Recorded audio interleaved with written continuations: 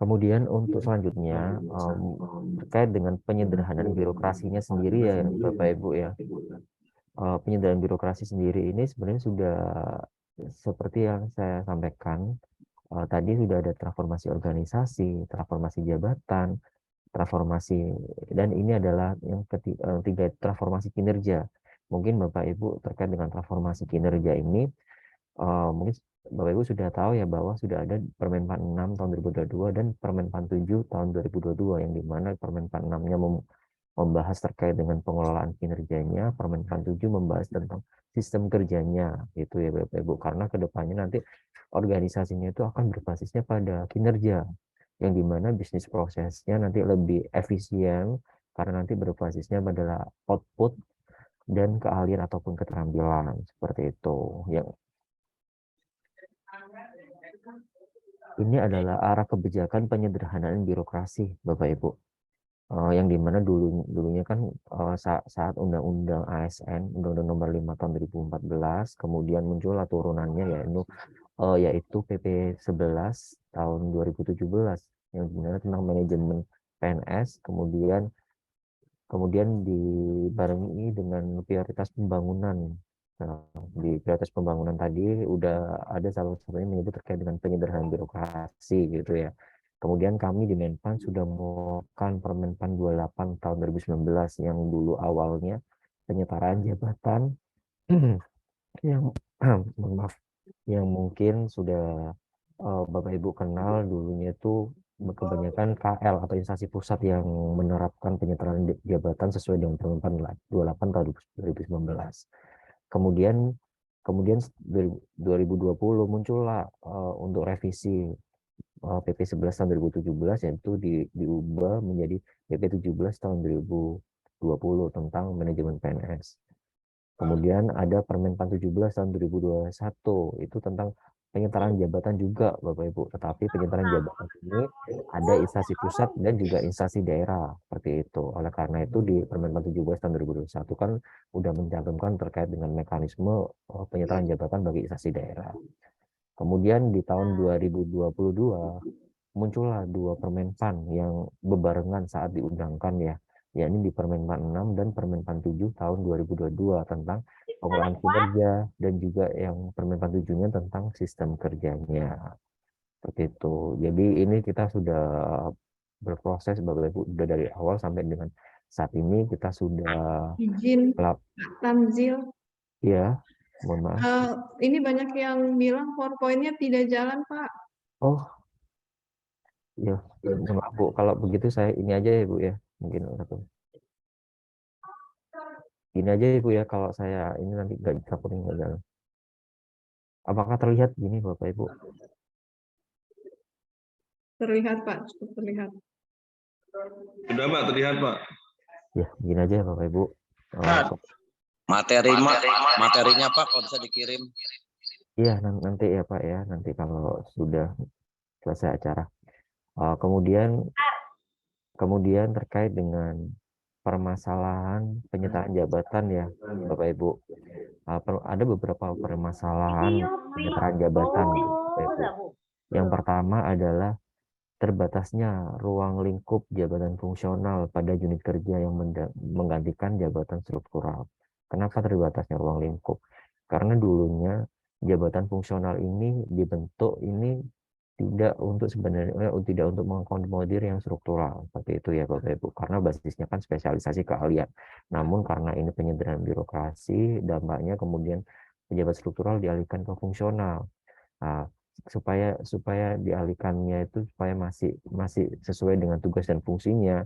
Oleh karena itu dialihkan ke fungsional nih, sekiranya itu mendekati tugas dan fungsinya yang struktural, seperti itu. Oleh karena itu banyak jabatan meskipun tidak mengakomodir 100% ya Bapak Ibu, setidaknya itu masih bersinkron, masih ada irisannya terkait dengan pekerjaan yang dulu saat yang bersangkutan duduk di strukturalnya, seperti itu. Kemudian yang kedua permasalahannya adalah terkait dengan mindset karir yang berorientasi pada jabatan struktural. Karena kan saat itu kan kita masih berpikir ya Bapak Ibu ya, bahwa karirnya untuk jabatan fungsional ini seperti apa, masih mengambang dan lain hal. Padahal kita itu sudah mengeluarkan Permenpan 22 tahun 2021 tentang pola karir PNS. Di situ sudah mengakomodir juga jabatan fungsional ya Bapak Ibu, bahwa jabatan fungsional itu karirnya itu juga lebih fleksibel, malah lebih luas. Bahkan yang jabatan fungsional kalau ingin ke struktural juga bisa, ataupun jabatan fungsional meskipun untuk jabatan fungsional sendiri itu juga bisa. Kalau misal horizontal ya Bapak Ibu, dari ahli pertama, ahli muda, ahli madya hingga ahli utama seperti itu. Kemudian yang vertikal, kalau yang bersangkutan ada namanya misal promosi ke struktural, misal dulu ini ahli muda yang kemudian ada pembukaan, ini ada lowong jabatan struktural, jabatan administrator, kemudian yang bersangkutan promosi ke administrator, itu juga diperbolehkan. Yang penting adalah memenuhi syarat untuk menduduki jabatan seperti itu Bapak Ibu. Kemudian juga bisa misal kalau jabatan fungsional misal ada salter ya Bapak Ibu, seleksi terbuka JPT Pratama. Jabatan fungsional juga bisa selama memenuhi persyaratan untuk menduduki jabatan pimpinan tinggi seperti itu. Jadi itu lebih fleksibel Bapak Ibu seperti itu. Kemudian yang ketiga adalah disparitas kesejahteraan jabatan fungsional. Ini memang kalau untuk kesejahteraan jabatan fungsional yang dimana terkait dengan tunjangan dan lain, ini kelas jabatan dan lain itu kan berbeda-beda ya Bapak Ibu ya. Setiap jabatan fungsional masih bervariasi. Oleh karena itu melalui penyetaraan jabatan ini kami kan sudah di dalamnya di Permenpan tersebut sudah menyantumkan bahwa minimal itu masih setara saat yang bersangkutan menduduki jabatan administrasi seperti itu. Kemudian yang keempat adalah belum selarasnya proses pengalihan jabatan dengan penataan struktur organisasi seperti itu, karena kan struktur organisasi yang dihapuskan, kemudian yang bersangkutan sudah dialihkan ke dalam jabatan fungsional, namun masih jabatan fungsionalnya belum sesuai dengan struktur organisasi yang diinginkan, atau mungkin tidak sesuai dengan tugas dan fungsinya di unit tersebut seperti itu. Karena ini, kemudian yang terakhir adalah pengalihan jabatan khususnya pada instansi daerah ini perlu berkoordinasi dengan Kementerian Dalam Negeri karena kan kami di Permenpan 17 tahun 2021 kan sudah mencantumkan bahwa nanti Kementerian Dalam Negeri nanti yang akan mengeluarkan rekomendasi bagi instansi daerah terkait dengan penyetaraan jabatan seperti itu. Kemudian selanjutnya tadi permasalahan terkait dengan penyetaraan jabatan ya. Sekarang permasalahan tentang pengembangan karir dalam jabatan fungsional. Seperti itu. Yang pertama terkait dengan pengangkatan yang tidak sesuai dengan formasi jabatan dan kebutuhan organisasi. Seperti itu. Karena kan kalau kita melihat ini harus sesuai dengan kebutuhan organisasi Bapak Ibu. Sama halnya seperti halnya pengalihan dari struktural ke fungsional. Kita itu seperti halnya keinginan versus kebutuhan organisasi. Jadi kita harus tetap mengakomodir kebutuhan organisasi. Apa sih yang dibutuhkan oleh organisasi ini? Jangan sampai kita terlalu banyak mengakomodir keinginan, nanti malah akan terjadi gap. Nanti di satu unit itu akan overload jabatan fungsional yang sama di unit lain, sedangkan kekurangan jabatan fungsional seperti itu. Jangan sampai terjadi hal seperti itu. Oleh karena itu kita harus menyeimbangkan antara kebutuhan organisasi kemudian beserta dengan formasinya. Kemudian kedua adalah tunjangan jabatan belum setara. Tadi sudah saya jelaskan. Yang ketiga adalah penempatan dan kedudukan pejabat fungsional tidak sesuai dengan tugasnya seperti itu. Tadi juga sudah saya jelaskan bahwa jabatan fungsional ini khususnya penyetaraan jabatan ini yang dimana kan kemarin kita yang di surat edaran Kementerian Dalam Negeri kan ada namanya penyesuaian ya Bapak Ibu sampai dengan 31 Desember 2022. Itu adalah peluang Bapak Ibu sekalian untuk mengajukan terkait dengan penyesuaian yang dulunya semisal jabatan fungsionalnya saat disetarakan itu tidak sesuai dengan tugas dan fungsinya pada unit kerja, bisa diusulkan untuk penyesuaian yang kemarin adalah terakhir adalah 31 Desember 2022. Itu adalah pengusulan dan sudah dilantik terakhir 31 Desember 2022. Kemudian yang keempat, perlakuan pejabat fungsional yang dipandang diskriminatif. Karena kan ini kita di sini kita harus mengubah mindset kita bahwa jabatan fungsional ini bisa berkarir loh, seperti itu. Jadi tidak hanya pejabat struktural, bahkan fasilitas juga, kemudian terkait tunjangan dan lain hal. Kita juga apalagi sekarang udah mengikuti perkembangan zaman gitu ya, dibutuhkan adalah keahlian Bapak Ibu, spesialisasi dari Bapak Ibu sekalian. Jadi nanti dilihat nanti, karena kedepannya seperti hal yang diminta oleh Bapak Presiden, kedepannya itu akan menciptakan expert kemudian yang ahli di bidangnya, itu ya Bapak Ibu. Kemudian permasalahan karir itu 5, belum menjadi pilihan karir bagi PNS, karena kan masih berpikir bahwa jabatan struktural itu masih prestige gitu ya Bapak Ibu. Kita harus mengubah mindset seperti itu. Kemudian yang terakhir adalah pembinaan dan pengelolaan jabatan fungsional yang belum optimal. Ini adalah beberapa PR nih yang harus dilakukan misalnya di daerah khususnya yang menangani kepegawaian ya. Gitu. Nanti pembinaan jangan sampai setelah dilakukan penyetaraan jabatan ini banyak instansi daerah tetap juga harus memperhatikan nih para pejabat fungsionalnya, baik karirnya, baik pengembangan kompetensinya, kemudian terkait dengan untuk kenaikan pangkat, kenaikan jenjang dan lain hal tetap harus dilakukan pembinaan. Dan kita juga sebagai jabatan fungsional, kita juga jangan harus menunggu atau reaktif, kita harus proaktif Bapak Ibu. Dalam arti kita itu membutuhkan kompetensi apa, seperti itu ya Bapak Ibu. Membutuhkan kompetensi apa sih yang kita butuhkan untuk supaya kita mengembangkan diri kita, seperti itu ya Bapak Ibu. Di luar sana kan atau di web diadakan sekarang kan udah jawabannya digitalisasi ya Bapak Ibu. Kita sudah ada e-learning gitu ya. Ini misalnya saya ambil contoh salah satunya adalah di Kementerian Kominfo. Di situ kan ada banyak macam diklat ya, atau diklat, tinggal memilih Bapak Ibu. Banyak juga yang tidak berbayar, seperti itu. Yang tidak berbayar seperti itu ya Bapak Ibu. Oleh karena itu, manfaatkan digitalisasi yang saat ini dalam pengembangan kompetensi Bapak Ibu sekalian. Jangan hanya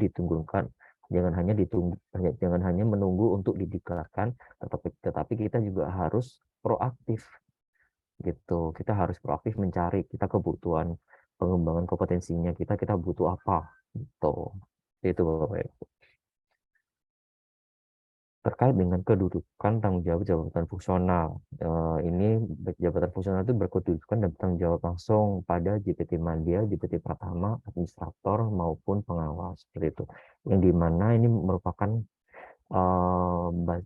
yang berdasarkan keahlian dan keterampilan tertentu. Tetapi dengan penyetaraan jabatan ini yang dicari ini adalah keahlian ya Bapak Ibu, yang dimana penyetaraan jabatan mulai dari hari pertama muda sampai dengan ahli madya, seperti itu. Nanti kedepannya untuk jabatan fungsional ini adalah memang ini ada untuk menduduki jabatan nanti basisnya adalah output Bapak Ibu, seperti itu. Jadi bukan hanya basisnya kayak terlalu banyak file, tapi hanya outputnya itu apa, hasil kerjanya itu apa. Tapi juga dilihat kualitas hasil kerjanya itu seperti apa. Itulah nanti di dalam jabatan fungsional juga instansi pembina nanti akan ada namanya standar kualitas hasil kerja gitu, yang dimana kita dari hasil tersebut dilihat kualitasnya apakah sesuai dengan misal analisanya, rekomendasi apa yang diberikan, data dukungnya apa saja, seperti itu Bapak Ibu. Kemudian ini adalah pengangkatan dalam jabatan fungsional. Ada beberapa pengangkatan ya dalam jabatan fungsional Bapak Ibu.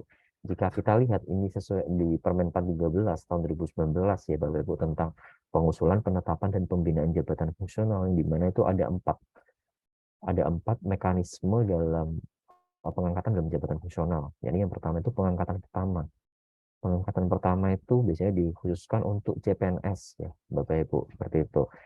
Kemudian pengangkatan yang kedua adalah pengangkatan penyesuaian atau in-passing biasanya, karena kan untuk in-passing nasional kan sudah tidak ada ya Bapak Ibu. Yang dimana untuk pengangkatan penyesuaian atau in-passing ini itu hanya untuk penetapan JF baru, untuk JF baru, kemudian kebutuhan organisasi yang mendesak sekali, dan Yang ketiga ini karena sesuai dengan strategis nasional seperti itu. Tapi biasanya ini hanya untuk kebanyakan kalau JF baru, saya ambil contoh, kemarin baru dikeluarkan yang Desember kemarin ada penata kelola penanaman modal. Itu kan jabatan fungsional baru ya Bapak. Jabatan misalnya kalau jabatan fungsional baru itu dibuka untuk in-passing, diberikan waktu 2 tahun seperti itu untuk dilakukan in-passing. Nanti instansi pembina akan melakukan in-passing yang dimana pasti jabatan fungsional baru ini membutuhkan pemangku-pemangkunya seperti itu. Kemudian yang ketiga adalah pengangkatan perpindahan. Nah, ini pengangkatan perpindahan dari jabatan lain ini seperti halnya mekanisme reguler yang biasa Bapak Ibu lakukan. Dalam arti, kalaupun ingin menduduki jabatan fungsional itu kan harus kadang ada namanya formasi. Ada tidak formasinya. Kemudian nanti adanya uji kompetensi, rekomendasi dari instansi pembinanya dan lain hal seperti itu ya. Kemudian yang 4 adalah terkait dengan pengangkatan promosi. Ini biasanya berhubungan dengan manajemen talenta seperti itu Bapak Ibu. Kemudian kita bandingkan dengan Permenpan 28 tahun 2019 dan Permenpan 17 tahun 2021 yang dimana tentang penyetaraan jabatan administrasi ke dalam jabatan fungsional baik pada instansi pusat maupun instansi daerah. Ini kalau untuk ini kan tentang penyetaraannya, yang dimana mekanisme tentang penyetaraan ini kita kan banyak tutup matanya Bapak Ibu terkait dengan formasi. Selama yang bersangkutan dulunya duduk di struktural dan terdampak penyederhanaan birokrasi yang bersangkutan bisa dialihkan ke dalam jabatan fungsional seperti itu ya. Ya kita tutup mata terkait formasi. Kemudian yang kedua, tidak dilakukannya uji kompetensi ya Bapak Ibu selama memang sudah memenuhi kualifikasi minimal untuk menduduki suatu jabatan seperti itu. Jadi sebenarnya Bapak Ibu ini tinggal duduk aja ini di jabatan fungsional seperti itu. Beda dengan yang seperti halnya yang Permenpan 13. Ini kan misal kalau ingin ke fungsional melalui jalur perpindahan ya Bapak Ibu. Bapak Ibu nanti formasinya ada atau tidak, nanti ada uji kompetensi. Ya kalau uji kompetensinya lulus, kalau tidak seperti itu. Nanti akan ke jalan jabatan lain atau mungkin bisa ke pelaksana dan lain seperti itu. Sebenarnya ini adalah fast track Bapak Ibu untuk menduduki jabatan fungsional. Kemudian terkait dengan kepangkatan. Nah, kalau ini pengangkatan berdasarkan jabatan administrasi yang diduduki ini.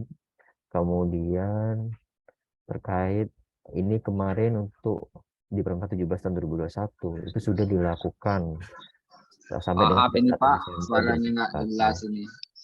Kurang kuat Pak. Iya, halo. Sudah terdengar Bapak? Halo. Sudah terdengar Bapak Ibu? Jelas Pak, lanjut, jelas. Iya. Baik. Pak, kalau kami. Ya, baik. Saya lanjut ya Bapak Ibu. Kemudian di Permenpan 13 ini, di situ kan tentang kategori, ada 2 kategori, yakni kategori keahlian dan kategori keterampilan, yang dimana untuk keahlian adalah dari ahli pertama, ahli muda, ahli media, sampai dengan ahli utama. Kemudian untuk kategori keterampilan, ini mulai dari pemula, terampil, mahir, dan penyelia, seperti itu. Sedangkan kita terkait dengan di Permenpan 17 tahun 2021 tentang penyetaraan jabatan itu adalah spesial bersangkutan eselon 5 atau pelaksana karena eselon 5 ya. Yang bersangkutan disetarakannya ke ahli pertama. Kalau yang bersangkutan jabatan pengawas, iya Pak. Kalau yang bersangkutan jabatan pengawas atau eselon 4 dialihkannya ke ahli muda. Jika yang bersangkutan jabatan administrator ya, pejabat administrator dialihkannya ke ahli media seperti itu. Kemudian untuk angka kreditnya adalah sesuai dengan ketentuan dalam pengaturan jabatan fungsional yang dimana misal kalau untuk biasanya ada konvensional, konversi, integrasi seperti itu ya. Sama halnya di Permenpan 17 tahun 2021 ada konvensional, konversi, integrasi. Namun karena terdampak penyederhanaan birokrasi, di sini kita memberikan apresiasi lagi Bapak Ibu dengan memberikan 20 penambahan atau bonus klaim angka kredit 25%. Berarti untuk 1 kali periode kenaikan pangkat ya Bapak Ibu, yang dimana dari orang-orang terdampak ini saat itu adalah diberikan peran koordinator atau subkoordinator Seperti itu. Namun sekarang koordinator subkoordinator adalah sudah tidak ada ya Bapak Ibu, sudah dicabut di Permen PAN 7 tahun 2022. Karena kita untuk juga akan menghilangkan mindset struktural yang hanya berganti baju. Seperti itu. Nanti akan saya jelaskan di slide-slide berikutnya. Nah, terkait dengan kenaikan pangkat. Ini bagaimana kalau untuk kenaikan pangkat dan kenaikan jenjang kan berdasarkan perolehan angka kredit ya. Biasanya Bapak Ibu untuk pejabat fungsional. Gitu. Nanti jika angka kreditnya sudah memenuhi persyaratan kan bisa dipertimbangkan untuk kenaikan pangkatnya seperti itu.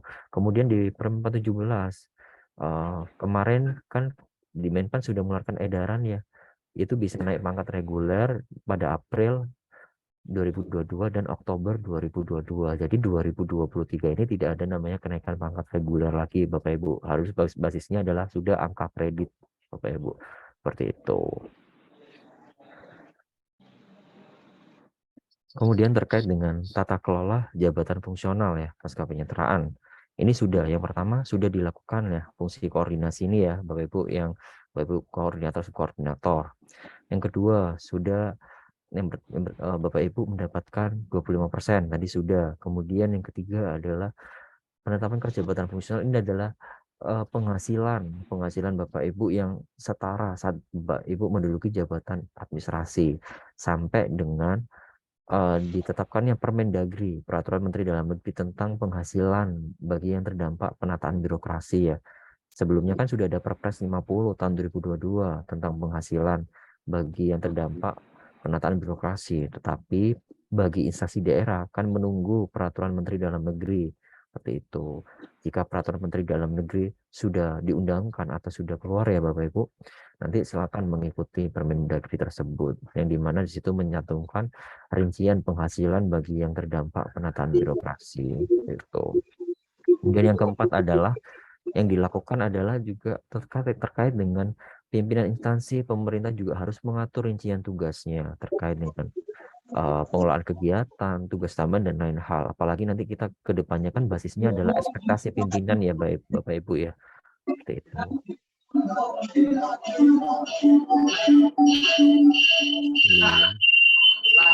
Mohon maaf. Ya, baik. Saya lanjutkan. Ini kemudian what's next ya, Bapak Ibu. Apa sih yang harus dilakukan selanjutnya pasca penyerahan jabatan? Yang pertama ini adalah tentang perubahan pola pikir. Nanti dari kelima ini nanti akan saya jelaskan di slide-slide selanjutnya tentang perubahan pola pikir. Perubahan pola pikir ini kita juga harus mengubah pola pikir kita. Kalau dulunya kita masih berpola pikir tentang struktural ya, sekarang kita sistem kerja pola pikir mekanismenya harusnya berbasis dengan fungsional seperti itu, yang dimana nanti kedepannya kita sistemnya itu lebih kolaboratif seperti itu ya. Kemudian yang kedua, jadi harus di-redesign lagi pemetaan baik proses bisnisnya, analis jabatan dan analis beban kerjanya seperti apa, yang dimana nanti akan dihitung kembali terkait dengan formasinya seperti itu Bapak Ibu. Jadi dihitung kembali nanti formasinya seperti apa.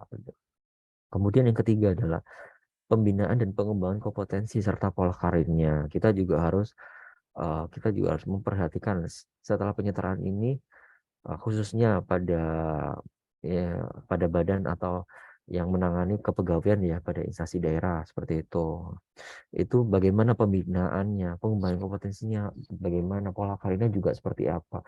Jangan sampai setelah dilakukan pengalian menjadi jabatan fungsional kita langsung turun tangan, langsung lepas tangan. Jangan, kita tetap harus memperhatikan pembinaan pengembangan karir terkait dengan pengembangan kompetensi juga para pejabat fungsional seperti yang tadi saya sampaikan. Seperti itu. Kemudian yang keempat terkait dengan manajemen kinerja, yang dimana dulu kan udah ada PP 30 tahun 2019, kemudian ada turunannya di Permen PAN 6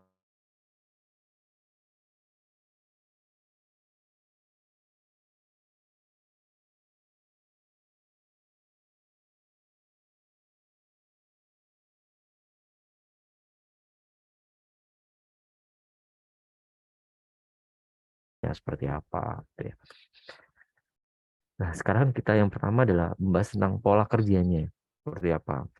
Untuk pola kerja sendiri ini sesuai dengan Permen 7 tahun 2022 untuk pola kerjanya.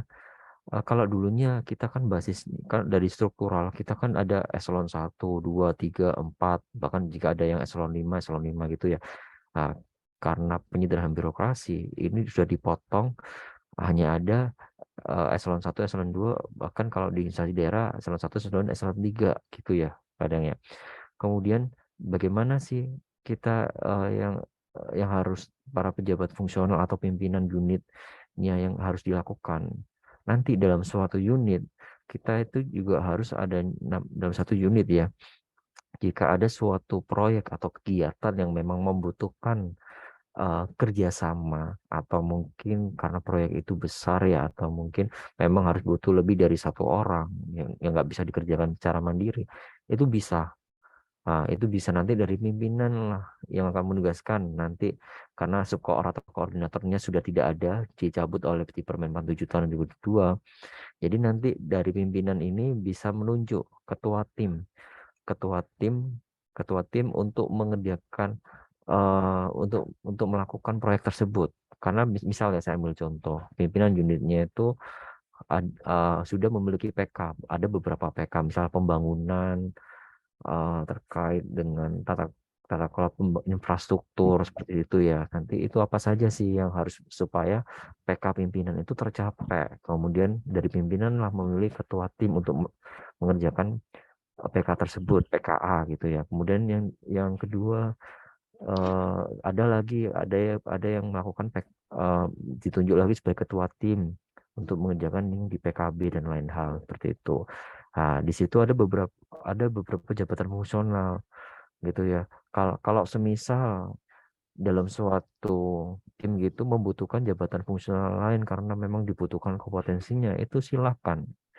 Di Permen 7 tahun 2022 bisa dimungkinkan gitu ya, dengan semisal kalau dalam satu unit tidak ada pejabat fungsional tersebut bisa meminta di unit lain untuk minta bantuan kan gitu. Jadi bisa minta unit lain, kemudian itulah nanti dari penugasan dari pimpinan unit B ke unit A untuk membantu pengerjaan di unit A seperti itu bisa. Jadi ini seperti halnya ini penugasan lintas instansi atau lintas unit supaya ini nanti kita bisa lebih fleksibel ya atau agile ya gitu supaya tidak terkotak-kotak seperti itu Bapak Ibu. Nanti akan lebih ke kolaboratif teamwork seperti itu.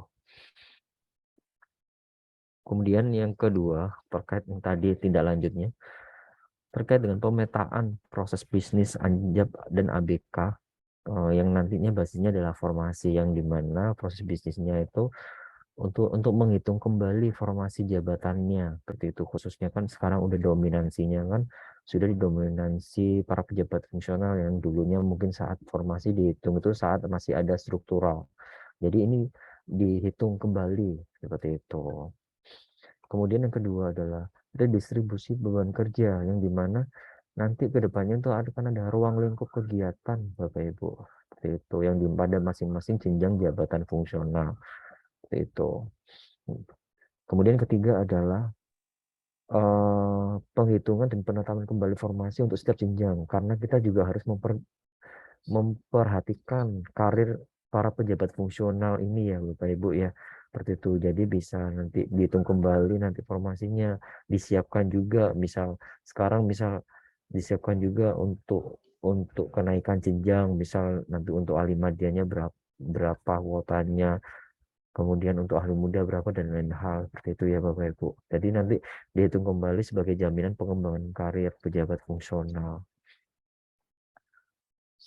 Kemudian untuk yang selanjutnya terkait tindak lanjutnya itu adalah pembinaan dan pengembangan kompetensi serta pola karir. Dan itu ya Bapak Ibu. Itu ada tentang penyusunan standar kompetensi jabatan. Mungkin Bapak Ibu sudah banyak yang menyusun ya standar kompetensi jabatan, dan di Menpan juga sudah banyak juga mengeluarkan Permenpan ataupun Kepmenpan tentang standar kompetensi jabatan fungsional yang masing-masing. Di situ dilihat aja itu seperti apa standar kompetensinya, kemudian standar hasil kerjanya itu seperti apa, kualitasnya seperti apa, itu bisa dilihat. Kemudian yang kedua adalah tentang pengembangan kompetensinya seperti itu. Nah, nanti dilihat gimana sih untuk mengembangkan kompetensi. Kira-kira ditanyakan ke instansi pembina, ada diklat apa saja gitu ya. Diklat apa saja baik untuk pengembangan untuk pengembangan kompetensi yang para pejabat fungsional. Kemudian kalaupun nanti para pejabat fungsional juga saya sampaikan lagi, jangan sampai menunggu untuk didiklatkan. Kalaupun di luar ada webinar ataupun ada short course atau mungkin kuliah singkat dan lain hal gitu ya, Bapak Ibu, itu silakan karena kan itu kan sebagai salah satu Bapak Ibu untuk pengembangan diri Bapak Ibu sekalian seperti itu. Itu. Kemudian yang ketiga adalah diklat fungsional yang dimana kan nanti para pejabat yang hasil penyetaraan ini tetap membutuhkan untuk didiklatkan ya Bapak Ibu terkait dengan diklat fungsionalnya seperti itu.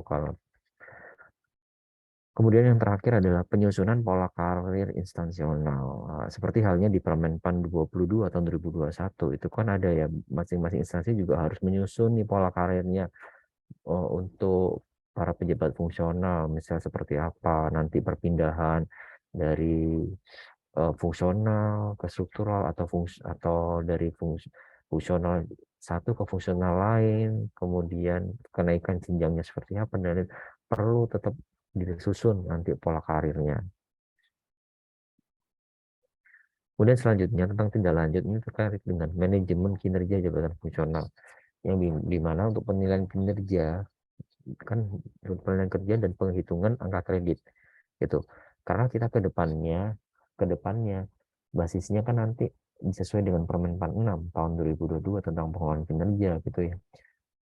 Kita nanti para pejabat fungsional memang tetap menggunakan angka kredit untuk kenaikan pangkat ataupun kenaikan jenjang. Kalaupun dulunya kan menggunakan angka kredit berdasarkan putri-putri kegiatan. Kalau untuk kedepannya kemungkinan nanti akan menggunakan ruang lingkup kegiatan Bapak Ibu berdasarkan ekspektasi pimpinan. Nanti dari ekspektasi pimpinan itu akan sesuai dengan SKP ya Bapak Ibu akan ada predikat kinerja yang dimana predikat kinerja itu akan dikonversikan menjadi bentuk angka kredit seperti itu. Kalau saat ini kan kita masih mengumpulkan ya Bapak Ibu banyak-banyak bukti evidence outputnya kita apa saja untuk dikumpulkan karena untuk dupa ya Bapak Ibu untuk dupa. Nah ini kan sekarang kan sudah 1 tahun ya, nanti silakan bisa klaim untuk 25% angka kredit dan silakan untuk mengusulkan dupanya Bapak Ibu di masing-masing instansi pembina gitu ya. Dan nanti coba ditanyakan kalau misal di Pemkab Pemkab Waikanan ini kalaupun ada tim penilainya ya malah tambah enak Bapak Ibu. Kalau misal tidak ada coba di instansi lain yang satu instansi terdekat itu ada atau tidak, misal di Pemprov ya di Pemprov Lampung atau seperti apa gitu ya. Yang terdekat itu apakah dicari informasi apakah ada tim penilai untuk jabatan fungsional A, jabatan fungsional B. Kalau tidak ada, dapat berkoordinasi dengan instansi pembina. Ya, perlu nanti instansi pembina nanti ditanyakan apakah dari Waikanan bisa membentuk tim penilai angka kredit seperti itu. Kalaupun bisa, apa saja persyaratannya gitu ya. Seperti itu. Kemudian yang kedua, ini sudah saya jelaskan terkait dengan penyusunan SKP berdasarkan PP 30 2019 dan Permen 46 tahun 2022 yang basisnya adalah ekspektasi kinerja atau ekspektasi pimpinan ya. Ketiga adalah pelaksanaan tugas fungsi koordinasi. Ini nanti sudah dicabut ya di Permen 7 tahun 2022 seperti itu. Jadi nanti kedepannya sudah tidak ada yang namanya koordinator, subkoordinator. Kedepannya itu nanti lebih ke kelompok-kelompok kerja, Bapak Ibu, seperti itu. Kemudian yang keempat adalah mekanisme kenaikan pangkatnya sesuai dengan jabatan fungsional ya Bapak Ibu. Jika memenuhi angka kredit minimal untuk kenaikan pangkat ataupun kenaikan jenjang, silakan bisa dipertimbangkan untuk naik pangkat ataupun naik jenjang. Kalau naik jenjang kan tetap harus memperhatikan formasi ada atau tidak. Oleh karena itu, tadi sudah saya sampaikan untuk formasi mungkin bisa dihitung kembali karena kan itu untuk terkait dengan pengembangan karir para pejabat fungsional ya gitu. Disiapkan juga ahli media berapa, ahli muda berapa untuk karirnya. Kemudian untuk tim penilai sendiri, jika tim penilai pada Pemkab Waikanan belum ada tim penilainya, itu apa saja sih, bagaimana cara membentuk tim penilai? Karena tim penilai ini kan tugasnya untuk mengevaluasi ya keselarasan hasil kerja dengan tugas yang disusun ya, SKP untuk mencapai capaian kinerja dalam bentuknya nanti angka kredit ya, gitu ya Bapak Ibu. Nah, nanti apa saja sih syarat menjadi tim penilai? Biasanya itu adalah memiliki pangkat atau jenjang paling rendah atau setara ya Bapak Ibu. Kemudian setara ataupun satu tingkat lebih tinggi gitu ya, atau lebih tinggi. Kemudian yang B, biasanya memiliki keahlian atau serta kemampuan untuk menilai angka kredit jabatan fungsional. Yang ketiga adalah aktif melakukan penilaian. Oleh karena itu biasanya dari instansi, jika di di instansi daerah masih belum ada tim penilai, tanya koordinasi ke instansi pembina bagaimana membentuk tim penilai gitu. Kalaupun di Wekanan belum ada tim penilai, apakah bisa di Pemkab Wekanan meminta penilaian untuk di instansi terdekat, misal dinilaikan di provinsi seperti itu. Kalaupun ada dinilaikan provinsi, kalau tidak ada dikembalikan lagi ke pusat seperti itu. Karena biasanya instansi pembina, kadang ada beberapa instansi pembina yang sudah memiliki aplikasi ya. Oleh karena itu, jadi dari kepegawaian dari Wekanan ini juga harus melaporkan nih para pejabat fungsionalnya di Wekanan ini untuk melaporkan ke masing-masing instansi pembina bahwa jabatan fungsional ini milik instansi pembina A, yang ini milik instansi pembina B, seperti itu. Karena sebagai dasar bahwa instansi pembina itu tahu bahwa oh ini ternyata para pejabat ini adalah pejabat fungsional ini, dari instansi pembinanya itu kami gitu, seperti itu. Yang terakhir adalah tentang kesejahteraan jabatan fungsional ya. Karena kan terkait dengan penghasilan tadi sudah saya jelaskan ya Bapak Ibu, menunggu turunan dari Perpres 50 tahun 2022, yakni nanti adanya Permendagri ya gitu. Kalau untuk penilaian kinerjanya tadi sudah saya jelaskan juga, nanti untuk perhitungan untuk angka kredit sendiri itu sebenarnya sudah ada Bapak Ibu di Permenpan, di lampiran Permenpan 17 tahun 2021. Itu kan sudah kami hitungkan ya, tinggal melihat itu apakah jabatan fungsional konvensional atau yang konversi integrasi itu tinggal diambil saja angkanya. Nah, tinggal diambil saja, kemudian nanti tinggal ditetapkan. Lalu untuk komposisinya bagaimana? Mana yang masuk tugas pokok jabatan, mana yang masuk pengembangan profesi, dan mana yang masuk penunjang. Untuk komposisinya dikonsultasikan ke masing-masing instansi pembina, seperti itu. Tetapi untuk totalnya sudah ada di Permenpan 17 tahun 2021, ada di lampiran. Seperti itu. Saat ini kita sekarang saya bahas terkait dengan sistem kerjanya ya di Permenpan 7 tahun 2022, bahwa tadi sudah saya jelaskan kalau ini pada gambar ini dulunya di segitiga ini dulunya kita kan terstruktur ya Bapak Ibu ya, ada eselon 1, 2, 3, 4, 5 ya Bapak Ibu, bahwa terlalu hierarki sistem kerja yang dulu terlalu hierarki ya Bapak Ibu, terstruktur dari eselon 1, 2, 3, 4 itu kan akan menciptakan memberikan keputusan kan yang sangat lama ya, jika ada yang butuh urgensi atau kecepatan dalam pengambilan keputusan karena basisnya masih struktural, itu masih lama. Kalau yang sekarang karena sudah dipotong, khususnya instansi daerah kan kebanyakan kan hanya ada eselon 1, 2, 3 ya. Jadi sekarang nanti ini yang merah ini, yang gimana yang merah ini, yang merah ini adalah pimpinan. Misal nanti dari pimpinan ini yang mampu mengarahkan dan menggerakkan ini para pejabat fungsional yang di samping-sampingnya ini ya Bapak Ibu. Misal ini adalah beberapa, misal ya yang lingkaran besar ini adalah PK1, PK2, PK3, PK4. Misalnya proyek 1, 2, 3, 4 ya. Gitu. Nanti di proyek 1 ini ada namanya ada pejabat fungsional A, B, C, dan D, nah, E gitu ya. Nanti tinggal pimpinan yang menugaskan nanti si A mengerjakan ini, si B mengerjakan ini, dan lain hal. Tinggal dibagi saja. Nanti di dalam suatu pokja tersebut, kelompok kerja tersebut, ada namanya ketua tim. Ketua tim kan untuk untuk sebagai penanggung jawab ya terkait dengan kegiatan ini, nanti hasil kerjanya seperti ini dan lain hal. Nanti tinggal dibagi aja dalam kelompok kerja, sudah ada ketua tim yang ditunjuk oleh pimpinan, kemudian tinggal dibagi gimana peran dan hasilnya.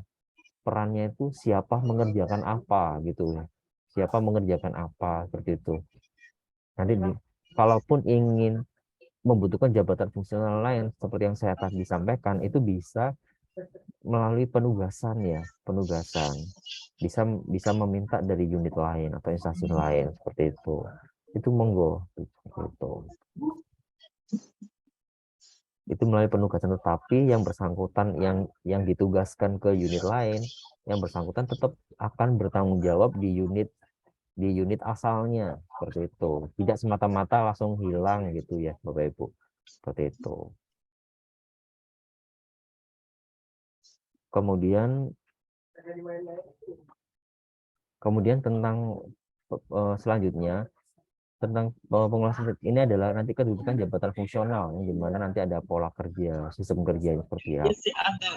Baik ada penugasan dan penanggung jawab ya Bapak Ibu. Kemudian setelah itu pengelolaan kinerja dan digitalisasinya seperti apa. Nah, ini seperti yang saya di gambar ini ya, mungkin Bapak Ibu kalau sudah baca di Permen-Pan 7 tahun 2022 itu kan sudah ada ya pada lampirannya. Misal ini adalah pejabat penilai kinerja atau pimpinannya. Nah, ini kan masih ada ketua, masih ada misal di sini ada beberapa ini ya, misal ini eselon 1, kemudian eselon 2, kemudian di sini semua di sini adalah kelompok jabatan pimpinan dan pelaksana. Gitu ya. Di sini kita bisa berkolaboratif di sini Bapak Ibu. Berkolaboratif seperti yang saya sampaikan tadi gitu. Jadi nanti akan lebih kepada kelompok kerjanya gitu ya Bapak Ibu. Nanti JF nanti berkedudukan bertanggung jawabnya seperti yang tadi saya sampaikan kepada JPT administrator maupun pengawas gitu ya. Kalau ataupun bisa ke Pratama juga dengan tergantung struktur organisasinya Bapak Ibu. Seperti itu. Kemudian nanti pola kerjanya berdasarkan penugasan, seperti yang saya sampaikan, penugasan dan pembagian peran. Siapa mengerjakan apa, gitu ya. Nanti basisnya adalah hasil kerja yang dimana nanti ada namanya ekspektasi pimpinan, gitu. Ini adalah contoh penugasannya Bapak Ibu ya, di Permen-Pan 7 tahun 2022 itu ada mekanisme penugasan yang dimana ini penunjukan di sini adalah penugasan langsung kepada pejabat fungsional atau pelaksana oleh pejabat penilai kinerja atau pimpinan unit organisasi untuk melakukan kinerja tertentu gitu pada unit lain gitu ya Bapak Ibu. Semisal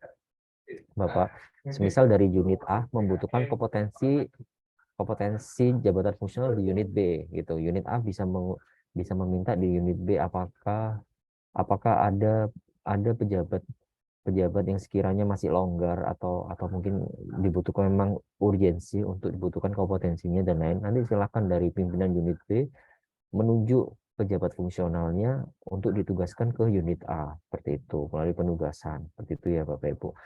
Dan penunjukan ini bisa dalam unit organisasi, lintas misal dalam unit organisasi, misal kan di situ misal masih ada misal dari unit A gitu, itu kan masih ada eselon 3-nya gitu ya. Itu dalam unit A itu masih bisa. Kemudian atau mungkin lintas unit organisasi, misal unit A eselon 2, misal kepala dinas A, kemudian ke kepala dinas B, lintas unit seperti itu bisa, atau mungkin lintas instansi. Tergantung sesuai dengan kebutuhan Bapak Ibu seperti itu.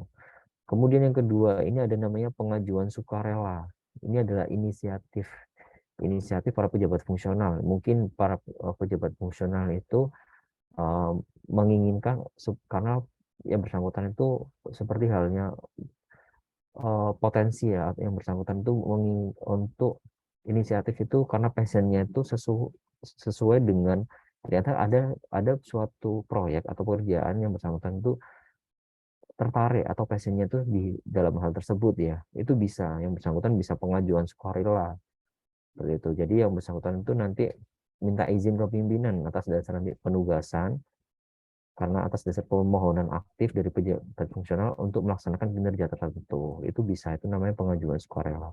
Pengajuan sukarela ini ada bisa di dalam unit organisasi atau lintas unit organisasi. Itu. Nah, ini adalah beberapa pembagian peran dalam squad tim ya, Bapak Ibu ya. Seperti itu, pembagian perannya. Misal di sini ada level 1, level 2, misal eselon 1, eselon 2 gitu. Kemudian misal masih ada eselon 3, nanti di sini nantilah kira-kira pembagian peran. Nah, ini adalah yang bawahnya adalah para pejabat fungsional yang dimana nanti kan ada ditunjuk pimpinan unitnya akan menunjuk ketua tim. Ketua tim itu sebenarnya tidak harus dari pejabat yang dulunya adalah struktural, kemudian mendapatkan koordinator, subkoordinator. Sebenarnya tidak harus seperti itu ke depannya. Itu tergantung pimpinan, yang dimana pimpinan melihat kalau siapa pejabat fungsional atau pelaksana yang memang memiliki kompetensi tertentu dan memang berkompeten untuk melaksanakan tugas tersebut, ya monggo seperti itu. Itu dari nanti menunjuk ketua tim, yang dimana nanti ketua tim ini adalah menyusun rincian pelaksanaan seperti apa, membagi peran anggota sesuai dengan kompetensi dan keahlian tertentu seperti itu ya. Nanti siapa mengerjakan apa gitu ya. Kemudian melaksanakan kegiatan sesuai dengan perencanaan, memberikan umpan balik berkala kepada anggota tim, melaporkan hasil kinerja anggota timnya kepada pejabat penilai kerja dan pimpinan sebagai bahan pertimbangan penilaian kinerja, dan yang terakhir melaksanakan kolaborasi terkait dengan pelaksanaan tugas dan anggota timnya. Seperti itu Bapak Ibu. Nah, kemudian terkait dengan yang di Permen 46, Permen 47 tahun 2000, mohon maaf, Permen 47 tahun 2022 di pasal 25, di sini kan diberikan masa transisi 1 tahun ya, 1 tahun sejak peraturan ini diundangkan. Jadi nanti ke depannya nanti subkor atau koordinator ini memang sudah tidak ada. Nah, Permen 47 kan diundangkan kan Februari ya kalau tidak salah. Nah, ini jadi kan nanti koordinator subkoordinator sudah tidak ada ya Bapak Ibu. Di pasal 26 ini dijelaskan bahwa pada saat peraturan menteri ini mulai berlaku, ketentuan terkait dengan peran koordinasi dalam pasal 28 Permen 17 tahun 2021 dicabut dan dinyatakan tidak berlaku, yang dimana di pasal 2 ini ada yang dicabut itu terkait dengan fungsi koordinasi. Jadi koordinator subkoordinatornya sudah tidak ada gitu Bapak Ibu. Jadi kita nanti basis ke depannya itu kita adalah bilangnya jabatan fungsional. Kita baik itu yang hasil penyetaraan, baik itu jabatan fungsional murni, tetap semua adalah jabatan fungsional Bapak Ibu. Yang membedakan itu hanya mekanismenya saja, mekanisme pengangkatan dalam jabatan fungsional seperti itu. Nah, baik, sekian dari saya Bapak Ibu.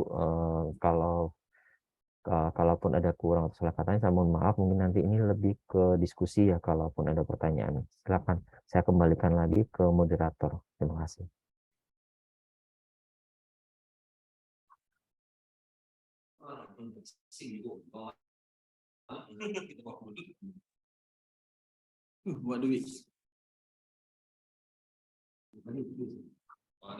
Baik, terima kasih Pak Tansil.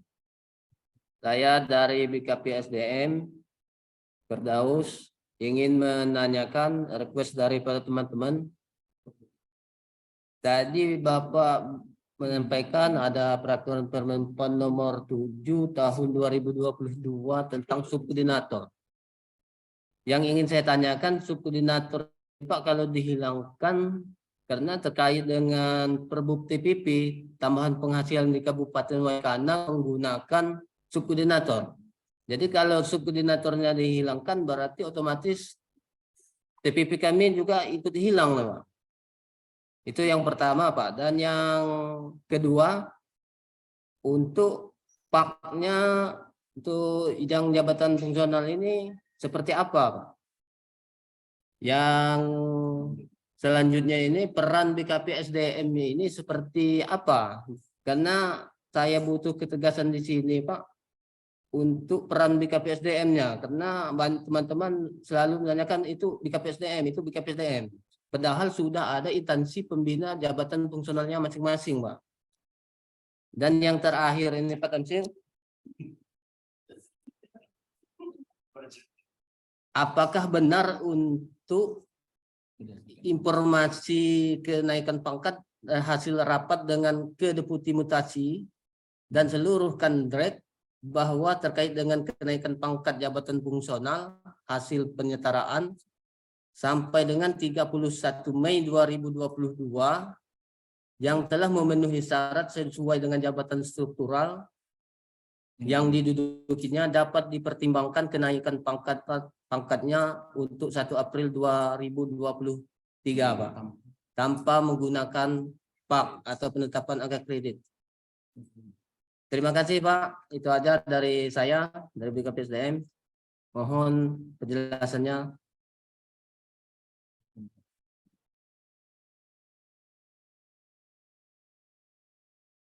Iya, baik. Terima kasih, Pak. Terima kasih, mohon maaf. Bapak siapa? Pak Mohon. Firdaus, Pak. Oh ya, terima kasih Bapak Firdaus atas pertanyaannya ya. Mungkin saya coba jelaskan ya, Bapak. Yang pertama terkait dengan jika subkoordinator atau koordinator ini dihilangkan, bagaimana dengan penghasilan, apalagi kan acuannya kan menggunakan koordinator atau subkoordinator supaya bisa dibayarkan sesuai dengan jabatan administrasinya, seperti itu ya Bapak ya. Nah, terkait hal tersebut itu sebenarnya kalau untuk saat ini kan memang untuk penghasilan memang kan menunggu dari Permendagrinya ya Bapak ya, di Kementerian Dalam Negeri juga sedang berproses untuk Permendagrinya sendiri terkait dengan penghasilan itu. Kami kan memang Kalau kami kan memang di Permen 47 tahun 2022 kami memang menghilangkan koordinator subkoordinator, menghilangkan itu fungsinya Bapak, menghilangkan fungsinya. Tapi kalau keuangannya itu ya monggo. Kalau keuangannya itu monggo, kami menghilangkan fungsinya karena kami juga harus mengubah mindset terkadang mindset yang hanya struktural, yang hanya berganti baju menjadi fungsional seperti itu. Karena kita nanti ke depannya itu kita sama-sama fungsional gitu. Jadi tidak melihat baik itu fungsional hasil penyetaraan atau mungkin fungsional reguler seperti itu. Itu Bapak, terkait dengan TPP dan lain itu nanti silakan kalau diatur oleh instansi Bapak Ibu sekalian. Yang penting adalah saat ini itu masih setara saat bersangkutan menduduki jabatan administrasi ya, sampai Permendagrinya itu keluar Bapak. Itu jangan sampai nanti Permendagri belum keluar, Bapak Ibu sekalian sudah menyesuaikan sesuai dengan jabatan fungsional masing-masing gitu ya. Nanti kalau kita menyesuaikan dengan jabatan fungsional masing-masing, ya kalau di Permendagrinya itu berlakunya surut sejak dilantik ya. Kalau berlakunya sejak Permendagri itu diundangkan atau seperti apa, kan sedangkan pembayaran sudah mengikuti fungsional masing-masing. Nanti kan kalau ada takutnya nanti sudah dibayarkan nanti melebihi ya beberapa bulan atau mungkin setahun gitu ya, nanti akan pengembalian, nanti terkena temuan BPK dan lain hal. Oleh karena itu di sini kita cari amannya minimal itu setara saat yang bersangkutan menduduki jabatan administrasi. Kemudian yang kedua terkait dengan penetapan angka kreditnya seperti apa, bagaimana. Tadi sudah saya jelaskan tadi untuk penetapan angka kreditnya ya, Bapak. Sebenarnya kita di lampiran di Permen 17 tahun 2021 itu kan sudah ada ya Bapak ya, untuk angka kredit para pejabat fungsional hasil penyetaraannya, yang dimana di situ kan ada namanya konvensional sama konversi integrasi. Tinggal dilihat jabatan fungsional tersebut itu jabatan fungsional yang konvensional atau jabatan fungsional yang konversi integrasi. Untuk mengetahuinya itu seperti apa gitu kan. Kalaupun ingin lebih jelasnya, kalau saran saya langsung ke instansi pembina gitu Bapak. Ke instansi pembina jabatan fungsional ini masuk yang konvensional atau yang konversi integrasi. Jadi Bapak bisa tahu, nanti bisa menetapkan kira-kira angka kreditnya itu dapat berapa sesuai dengan masa kepangkatan di Permen 17 tahun 2021 ya Bapak. Kemudian bagaimana komposisinya? Selain ditetapkan itu kan ada komposisi ya Bapak ya. Misal unsur tugas pokok jabatan dapat berapa, kemudian pengembangan profesi berapa, penunjang berapa. Nah, ini adalah komposisi ini berkoordinasi dengan instansi pembina. Kira-kira komposisinya itu berapa persen di tugas pokok, berapa persen di pengembangan profesi, berapa persen di penunjang gitu. Nanti coba dikoordinasikan ke instansi pembina. Oleh karena itu seperti nanti akan bersinkron dengan pertanyaan Bapak yang ketiga, peran BKP-SDM itu bagaimana? Yang pertama itu saran saya itu adalah BKP-SDM ini mungkin memetakan Bapak, memetakan kira-kira jabatan fungsional yang ada di Pemkab Wekanan itu apa saja jabatan fungsionalnya. Jika sudah dipetakan, kemudian instansi pembinanya mana saja. Jadi BKP-SDM ini perannya itu nanti memfasilitasi para pejabat fungsional juga Bapak. Memfasilitasi para pejabat fungsional seperti itu ya. Nah, nanti kemudian kalau sudah nanti memfasilitasi ya, nanti dari BKP-SDM itu membuat matriks Bapak, matriks nanti ini ke pejabat fungsional, jabatan fungsional A, instansi pembinanya apa gitu ya, instansi pembinanya siapa gitu ya. Dan nanti kalau sudah dipetakan gitu kan, jadi nanti tinggal berkoordinasi ke mana saja, ke instansi pembina terkait dengan komposisi angka kreditnya itu bagaimana menyusunnya, karena masing-masing instansi pembina itu ada yang berbeda Bapak gitu. Kadang misal di BKN misalnya terkait dengan analis kepegawaian itu mereka menerapkan komposisi misal 70% atau 80% misal ya Bapak di tugas pokok jabatan, kemudian berapa persen di pengembangan profesi, berapa persen di penunjang. Oleh karena itu untuk komposisinya berkoordinasi dengan instansi pembina. Namun kalau untuk total angka kredit yang didapatkan, angka kredit modalnya ya Bapak yang didapatkan hasil penyetaraan di Permenpan 17 tahun 2021 seperti itu. Nanti dari peran BKP-SDM itu juga yang kedua salah satunya adalah terkait dengan ini pengembangan kompetensinya Bapak, yang dimana kan nanti para pejabat khususnya hasil penyetaraan ini tetap nanti akan didiklatkan fungsional ya Bapak ya. Nanti memetakan nanti diklat fungsional ditanyakan ke instansi masing-masing instansi pembina. Oleh karena itu seperti yang saya tadi sampaikan di awal, memetrikskan atau memetakan gitu ya. Jabatan fungsional di Wekanan itu apa saja, instansi pembinanya apa saja, kemudian dihubungi masing-masing instansi pembinanya untuk kira-kira diklat fungsional itu akan dilaksanakan kapan gitu, khususnya bagi yang penyetaraan jabatan itu kapan dengan hal gitu ya. Oke Pak, satu lagi Pak, nambah Pak. Ya, kemudian yang keempat Pak terkait kenaikan pangkat ya, mungkin mohon maaf terkait kenaikan pangkat, seperti Bapak tadi bilang ya, untuk kenaikan pangkat misal penyetaraan yang Mei 2022 untuk kenaikan pangkat 1 April 2023. Untuk kenaikan pangkat reguler kami kan sebenarnya sudah mengeluarkan edaran ya Bapak, mungkin Bapak kan sudah tahu bahwa kenaikan pangkat reguler itu kami buka untuk yang April dan Oktober 2022 Bapak. Jadi untuk yang 2023 dan seterusnya itu akan tetap menggunakan angka kredit seperti itu Bapak. Terima kasih.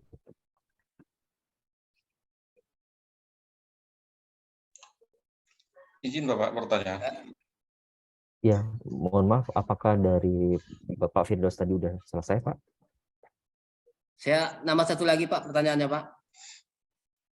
Izin, karena terkait dengan kemarin waktu kita di tahun 2021 tanggal 30 Desember 2021 itu Pak, kita Zoom bersama Pak CK dari Kementerian Dalam Negeri terkait dengan tunjangan kami Pak. Katanya kemarin kita masih berproses.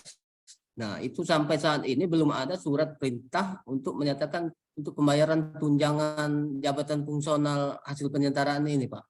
Apakah saya yang kurang update atau memang belum, Pak? Terima kasih, Pak.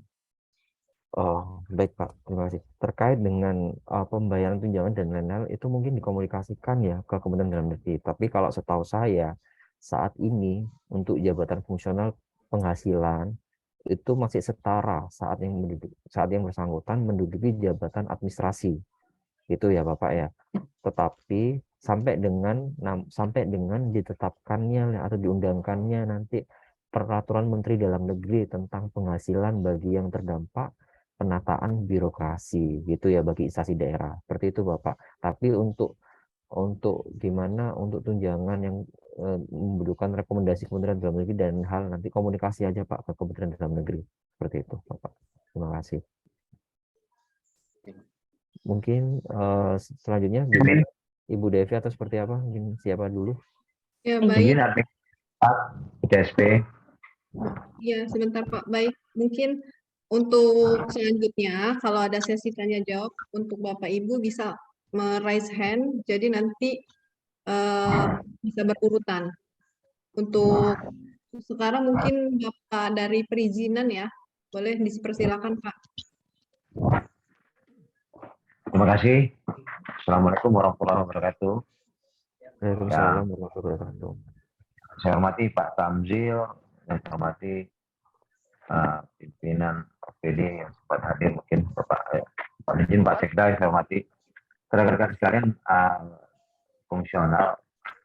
Perkenalan Pak, nama saya Merki Devin dari DPMP TSP Kanan Pak. Kalau sebelumnya kemarin masih koordinator di perizinan, tapi saat ini tadi dari informasi kita koordinator perizinan. Kami mau bertanya Pak terkait dengan jabatan fungsional ini, karena untuk Kabupaten Kanan mungkin seluruh Indonesia ini masih sangat zero experience, masih blank semua, masih belum jelas gitu kan dengan penataannya sendiri gitu kan. Karena di sini kami masih bertanya-tanya kemana kami harus mencari instansi pembina kami gitu kan. Karena belum ada informasi yang terbuka jelas gitu. Kemudian selanjutnya yang kami tanyakan terkait dengan jabatan fungsional yang saat ini status kami di perizinan, karena berdasarkan Permendagri 25 tahun 2021 PTSP itu kan ada aturan sendiri Pak untuk jabatan fungsional bahwa strukturnya sekarang sudah berubah. Di situ kepala dinas strukturalnya hanya kepala dinas, sekretaris dan kasubag umum. Untuk lain jabatan eselon 3 dan 4-nya semua sudah masuk fungsional. Alhamdulillah kami di eselon 3 saat ini memiliki jabatan analis kebijakan media Pak. Nah, terkait ini yang kami tanyakan Pak, mewakili rekan analis kebijakan media, apakah masih ada status eselonering Pak ketika kami menjabat fungsional ini? Karena di SK kami sebagai analis kebijakan media, kami ada garis miring eselon 3, 3B, eselon 3B. Dalam SK kami sebagai fungsional itu ada jabatan analis kebijakan media, kemudian garis miring setara eselon 3B. Itu saat pertama. Kedua, terkait jabatan fungsional analis kebijakan media ini, apakah ada perbedaan Pak antara kami sendiri khususnya di DPM PTSP ini dengan inspektorat Pak? Karena di inspektorat kemarin ada pelantikan pegawai menjadi analis kebijakan media juga. Sebelumnya kami duluan yang sudah analis kebijakan media, tapi di situ ada perbedaan dalam tunjangan jabatan Pak, gaji Pak. Apakah itu terkait karena eselonering kami masih statusnya eselon 3B, sedangkan pengetahuan kami kalau sudah ahli media itu sama saja di mana saja ahli media, analis kebijakan media Pak. Lanjutnya lagi Pak, mungkin agak ini Pak, karena ini hal-hal yang masih tabu bagi kami dan kami coba untuk masuk ke wilayah fungsional ini Pak, terkait klaim 25%. Tadi Bapak menyampaikan, Pak Tamzil tadi menyampaikan bahwa ketika sudah 1 tahun ini berjalan bisa mengusulkan, bisa mengklaim 25%. Mungkin 25% ini Pak perlu penjelasan lagi seperti apa Pak 25%. 25% ini apakah poin kami bisa untuk kami klaim lagi 25%, poin kredit kami, karena penyetaran kami kemarin khususnya di yang saya ketahui di saya sendiri yaitu analis kebijakan media, setelah penyetaran kami mendapatkan kredit 475 dari 555 batasannya Pak. Artinya kami kurang 75 poin kredit lagi untuk mencapai 555. Nah itu yang masalah 25% tadi seperti apa Pak dari setelah kami 1 tahun menjabat ini? Karena selama kami bekerja ini Pak 1 tahun ini kami bertanya-tanya Pak terkait dengan kredit yang harus kami dapat. Bagaimana cara kami mengumpulkan kredit itu Pak? Karena masih gosip desas. Karena kalau ada pada surat perintah itu hanya 0,0 sekian persen, 0,0 sekian saja nilainya. Jadi jangan kamu dapat 1 poin kredit Pak, dapat 0,01 itu sangat susah Pak, gitu kan? Harus berapa ratus SPT, harus berapa kali ini kami bisa dapat itu Pak. Selain kami harus buat narasi, buat karya ilmiah atau apapun. Selain itu Pak, kami juga mohon dari pusat sendiri membantu kami ada di daerah Pak terkait instansi pembina kami Pak. Karena di sini untuk untuk kami melihat, untuk kontrol kami sudah dapat angka kredit sendiri, kami masih kebingungan, Pak. Acuan yang sesungguhnya seperti apa, Pak? Pedoman kami untuk melihat berapa sih angka kredit yang sudah saya dapat dengan pekerjaan yang telah kami kerjakan, gitu kan? Kami harus selalu melihat juga, Pak. Jadi di sini kan ada keseimbangan antara yang tugas yang harus dikerjakan dengan apa yang prestasi yang harus kami dapat untuk kami kerjakan. Mungkin terima kasih Pak Tamzil. Sementara dari kami mohon maaf apabila ada beberapa berkenan. Tadi Bapak sudah saya sudah saya inbox dalam Zoom. Mungkin kontaknya bisa diberikan pada kami Pak. Suatu saat kami perlu konsultasi. Terima kasih Pak. Assalamualaikum warahmatullahi wabarakatuh Pak. Waalaikumsalam warahmatullahi wabarakatuh. Baik, Bu Devi gimana?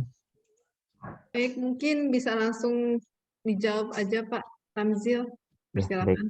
Baik, terima kasih Bu Devi. Baik, terima kasih Pak Edwin ya, Bapak. Mungkin nanti ini saya jawab ya. Mungkin kalau ada beberapa pertanyaan yang sama, jadi tidak perlu dijawab. Saya jawab kembali ya Bapak Ibu ya. Ini kan menjawab yang memang belum ada gitu ya Bapak Ibu. Baik.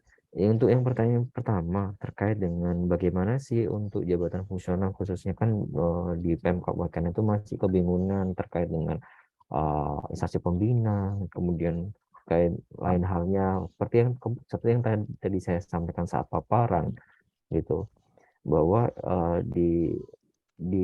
misal di kepegawaian di Pemkab ya Waikanan itu juga harus memfasilitasi para pejabat fungsional ya, seperti itu ya. Jangan dalam arti fasilitasi bagaimana untuk terkait dengan tadi terkait dengan instansi pembinanya itu mana saja. Oleh karena itu harus jabatan fungsional di Waikanan itu terdiri ada berapa macam jabatan fungsional di Waikanan, itu yang pertama.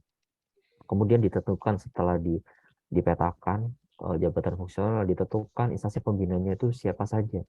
Kan kami kan sudah ada ya masing-masing Permenpan jabatan fungsional. Di masing-masing Permenpan itu sudah disebutkan juga instansi pembinanya itu untuk jabatan fungsional. Misal analis kebijakan itu adalah lembaga administrasi negara. Kemudian jabatan fungsional terkait pekerja sosial itu ada di Kementerian Sosial dan lain hal. Itu kan sebenarnya sudah ada Bapak Ibu. Kemudian nanti bagaimana terkait dengan pengembangan karir dan lain hal gitu ya. Seperti yang saya tadi sampaikan juga ya Bapak Ibu, tadi sudah saya sampaikan kembali bahwa kalau nanti di BKPSDM juga harus menyiapkan nih kira-kira diklat apa saja gitu, pola karirnya dipetakan. Kemudian yang kedua juga Bapak Ibu para pejabat fungsional juga jangan harus menunggu untuk didiklatkan Bapak Ibu. Kita juga harus tahu kita kebutuhan kompetensinya itu apa. Itu di luar sana bahkan sekarang kan jawabannya digitalisasi Bapak Ibu ya, banyak e-learning, itu banyak website-website terkait dengan e-learning, itu bisa dimanfaatkan Bapak Ibu seperti itu, karena kan untuk pengembangan diri ya Bapak Ibu ya. Kemudian terkait pertanyaan kedua ya, terkait dengan apakah masih ada eselonisasi, itu sudah tidak ada Bapak. Terkait dengan eselonisasi ini kan setelah dilakukan penyetaraan jabatan administrasi ke dalam jabatan fungsional, nah itu yang bersangkutan yang ikut penyetaraan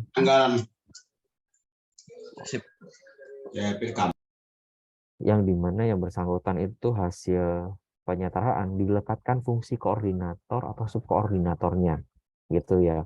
Oleh karena itu dulu kita sempat pernah sosialisasi dan itu kalau bisa sebenarnya kalau bisa untuk pencantuman koordinator atau subkoordinator itu tidak perlu di dalam SK, seharusnya melalui surat penugasan saja. Karena kenapa? Kalaupun ada perubahan dan lain hal kan tidak perlu berubah SK, hanya berubah di surat tugasnya aja atau penugasannya, seperti itu Bapak Ibu. Jadi tetap nanti di SK-nya adalah misal jabatan fungsional apa, misal analis kebijakan ahli media, seperti itu saja, tidak perlu eselonisasi dan lain. Kalau ada perubahan apapun dan lain-lain kan nanti takutnya akan berubah juga, minta tanda tangan PPK lagi, seperti itu ya Bapak Ibu ya. Itu untuk eselonisasi sudah tidak ada Bapak Ibu itu. Kemudian untuk pertanyaan ketiga adalah apakah ada perbedaan di PMK dengan inspektorat dan lain hal khususnya untuk tunjangan dan lain-lain. Begini ya Bapak Ibu. Di sini kita kan di sini analis kebijakan, misal analis kebijakan dari unit A, unit B dan lain-lain. Itu sebenarnya itu sama saja ya analis kebijakan dan lain hal. Mungkin terkait dengan tunjangan dan lain, saya nggak tahu ya, mungkin di Pemkab karena sudah menerapkan penilaian kinerja yang dihitung untuk terkait dengan tunjangan jabatannya dihitung berdasarkan kinerjanya gitu ya, atau mungkin seperti apa, makanya terjadi perbedaan dan lain hal gitu kan.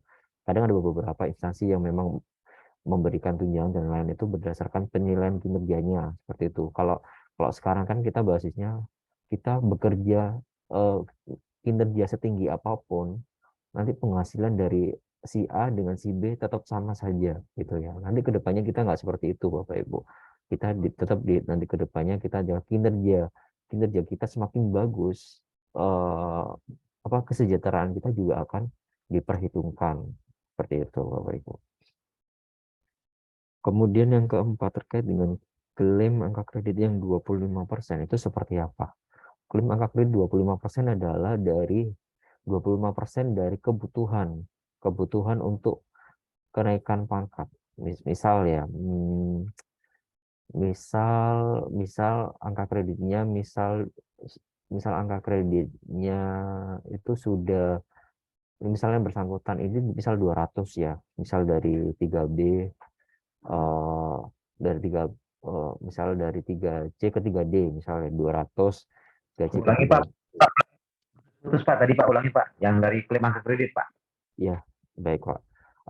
Ini yang misal dari klaim angka kredit, misal dari 3C ke 3D. Misal kalau untuk ke 3D kan butuh angka kredit lagi 100, sedangkan yang bersangkutan sudah mempunyai angka kredit modal itu 200 ya. Itu ya Bapak ya. Berarti kan yang bersangkutan butuh 100 lagi nih untuk naik pangkat ke 3D seperti itu ya. Nah, nanti 25% dari 100 itulah Bapak untuk 25%-nya. Nah, jadi kan sudah dapat 25 angka kredit nih. 25 angka kredit nanti bisa ditambah, nanti kalaupun dari Bapak Ibu sekalian bisa mengusulkan dupa lagi selain yang 25% angka kredit. Selama 25% angka kredit ini tidak semata-mata dapat 25%. Yang Bapak Ibu sekalian itu 25% bisa diklaim selama Bapak Ibu sekalian melaksanakan tugas fungsi koordinasinya ya Bapak Ibu. Fungsi koordinasi minimal itu 1 tahun. Jika belum sampai 1 tahun Bapak Ibu tidak melaksanakan fungsi koordinasi dan lain hal, itu tidak bisa diklaim. Itu ya Bapak Ibu ya. Itu. Kemudian yang terakhir terkait dengan instansi pembina. Makanya nanti seperti yang saya sampaikan tadi, instansi pembina itu koordinasi dengan kepegawaian masing-masing instansi daerah, misal BKPSDM dan lain hal. Ditanyakan instansi pembinanya jabatan fungsional A itu apa, atau mungkin Bapak Ibu mencari tahu gitu. Kemudian kontak dan lain hal terkait dengan acuannya, juknisnya itu sebenarnya ada Bapak Ibu. Sekarang kan sudah zamannya digitalisasi ya Bapak Ibu ya, internet dan lain. Itu bisa di searching Bapak Ibu. Misal terkait dengan analis kebijakan itu perlan misalnya ya. LAN itu juga sudah mengeluarkan peraturan LAN nomor berapa itu terkait dengan juknis. Itu biasanya ada juknisnya untuk analis kebijakan. Itu di situ termuat kira-kira nanti outputnya apa, kemudian evidence apa, bukti dukung untuk mendukung outputnya apa saja yang saat mengusulkan angka kredit dan lain hal seperti itu ya. Itu mungkin saya juga mengingatkan kembali, jadi Bapak Ibu juga harus melaporkan nih, khususnya BKPSDM melaporkan ke masing-masing instansi pembina bahwa di Pemkab Kanan itu ada dengan nama ini jabatan fungsional misal analis kebijakan, dilaporkan ke LAN gitu, bahwa dari LAN itu juga tahu bahwa yang bersangkutan itu adalah pejabat fungsional dan pejabat fungsionalnya milik LAN seperti itu. Jadi tetap harus melaporkan. Jadi nanti tidak semata-mata nanti tiba-tiba Bapak Ibu misal mengusulkan dupa ya, tiba-tiba ke LAN dan tidak tahu ini siapa, kok di data kami kok tidak ada gitu ya nama ini yang bersangkutan. Oleh karena itu Bapak Ibu kan dulunya kan saat keluar rekomendasi di situ kan termuat juga ya Bapak Ibu ya, apa saja yang harus dilakukan kan, harus biasanya kan melaporkan ke BKN instansi pembina maupun tembusannya ke Menpan gitu ya Bapak Ibu ya. Nah itu Bapak Ibu. Baik, terima kasih Bapak, itu saja mungkin kalau ada kurangnya sama maaf, mungkin ada yang lain Bapak Ibu. Mohon maaf, ini Bu Devi. Baik, mungkin untuk perizinan sudah cukup jelas ya Pak. Cukup Bu, lanjut Bu, makasih Bu. Pak. Baik, mungkin untuk selanjutnya dari Bapak Ikhwan dari PMK. Baik, terima kasih. Assalamualaikum warahmatullahi wabarakatuh. Yang saya hormati Pak Tamzil, host dan rekan-rekan sekalian. Memang menarik Pak Tamzil dengan adanya penyetaraan jabatan struktural ke fungsional ini. Teman-teman, saya bertugas di Dinas Pemberdayaan Masyarakat Desa, Pak Tamzil. Di lingkungan saya ini ada 9 orang yang sudah dialihkan statusnya menjadi pejabat fungsional penggerak swadaya masyarakat. Ini sudah setahun, dan saya juga sudah mencoba untuk membuat surat kepada Kepala BPKAD untuk perubahan tunjangan fungsionalnya. Tadi sudah saya dengar juga dari Pak Tamzil bahwa itu menunggu dari perintah dari Kementerian Dalam Negeri. Maksud saya, ya pemerintah pusat harus konsekuen dong. Ini sudah disetarakan kok, tunjangan fungsional tidak setarakan. Sedangkan untuk penggerak swadaya masyarakat ini, penggerak swadaya masyarakat ini sudah keluar perpresnya di tahun 2021. Ada selisih gaji memang cukup besar, dari 400 struktural ke ini hampir 900.000 selisihnya. Jadi ini yang menjadi masalah. Pemerintah pusat juga nggak konsisten, maksud saya tadi mereka sudah setarakan tapi tunjangan fungsional belum disesuaikan. Maksud saya ulangi lagi ya, antara Menpan, Kemendagri dan instansi pembinaan itu harus duduk bersama untuk membahas ini semua.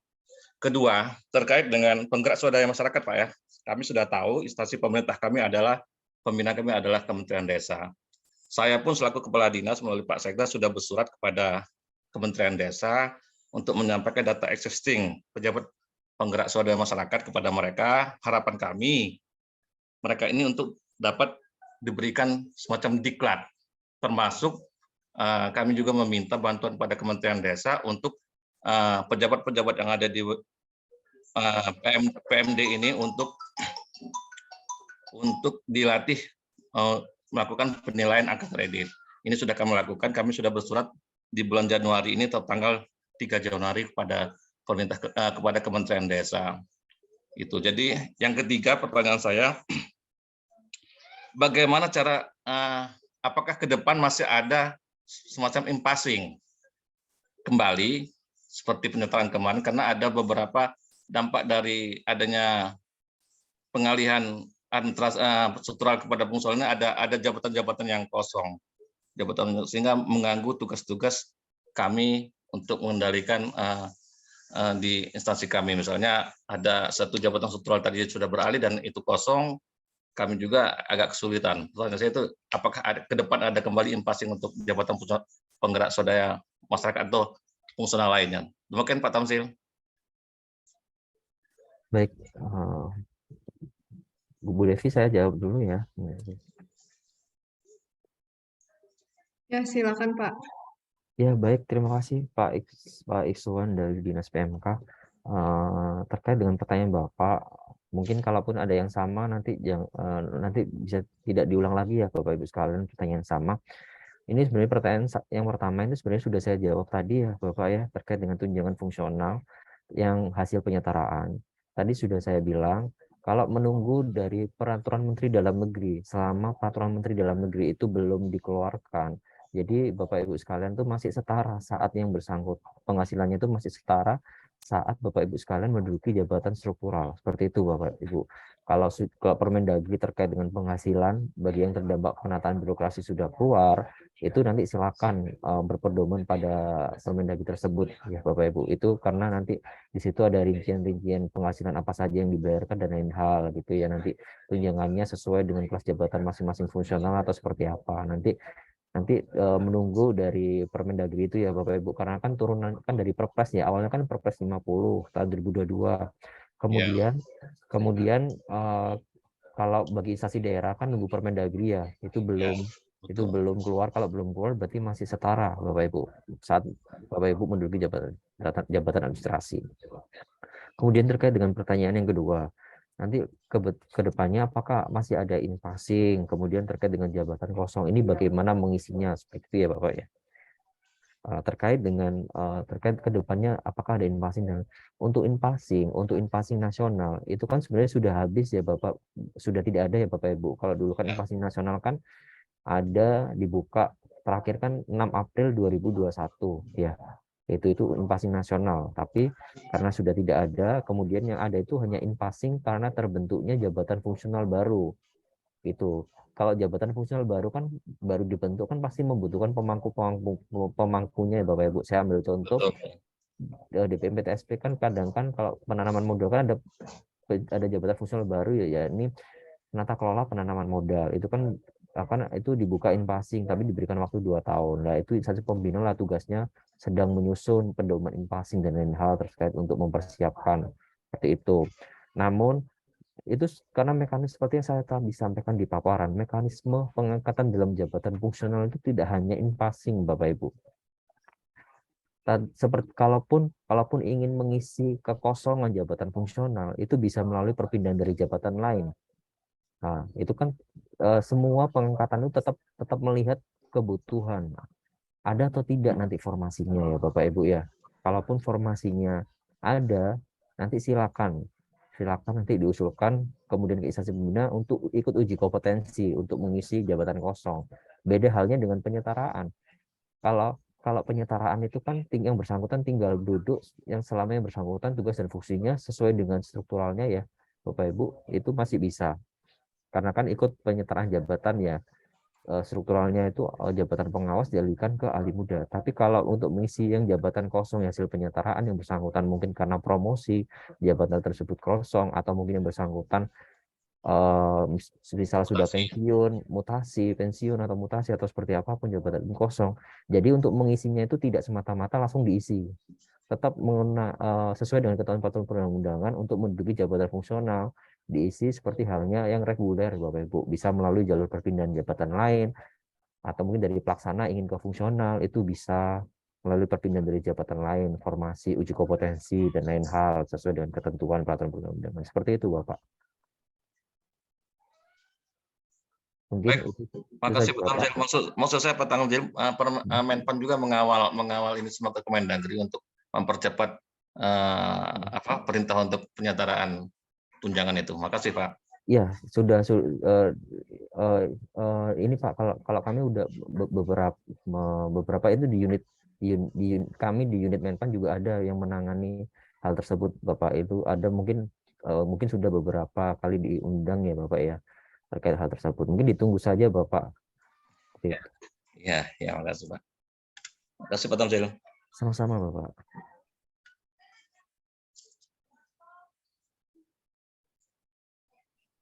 Kembali ke host. Baik, terima kasih Pak Ihwan. Mungkin untuk selanjutnya pertanyaan dari Dian Reni. Mohon maaf Bapak. Dari sekretariat kalau ingin bertanya bisa di raise hand dulu ya. Terima kasih Bu Devi. Assalamualaikum warahmatullahi wabarakatuh. Yang terhormat Pak Sekda dan Bapak Ibu Kepala Dinas yang mungkin hadir. Izin Pak Tamzil, ada beberapa hal yang mau saya tanyakan. Tadi sempat disebutkan bahwa untuk fungsional ini disesuaikan dengan kebutuhan organisasi.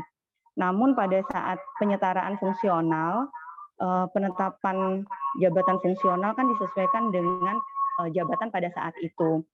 Kemudian apakah boleh diusulkan dalam Anjap ABK, karena sebenarnya sudah disusun mungkin ya, tapi kan di awal tahun ini apakah sudah diperbolehkan lagi untuk usulan bahwa di dalam satu bidang itu, kalau kemarin kan hanya disesuaikan dengan jabatan struktural pada saat penyetaraan.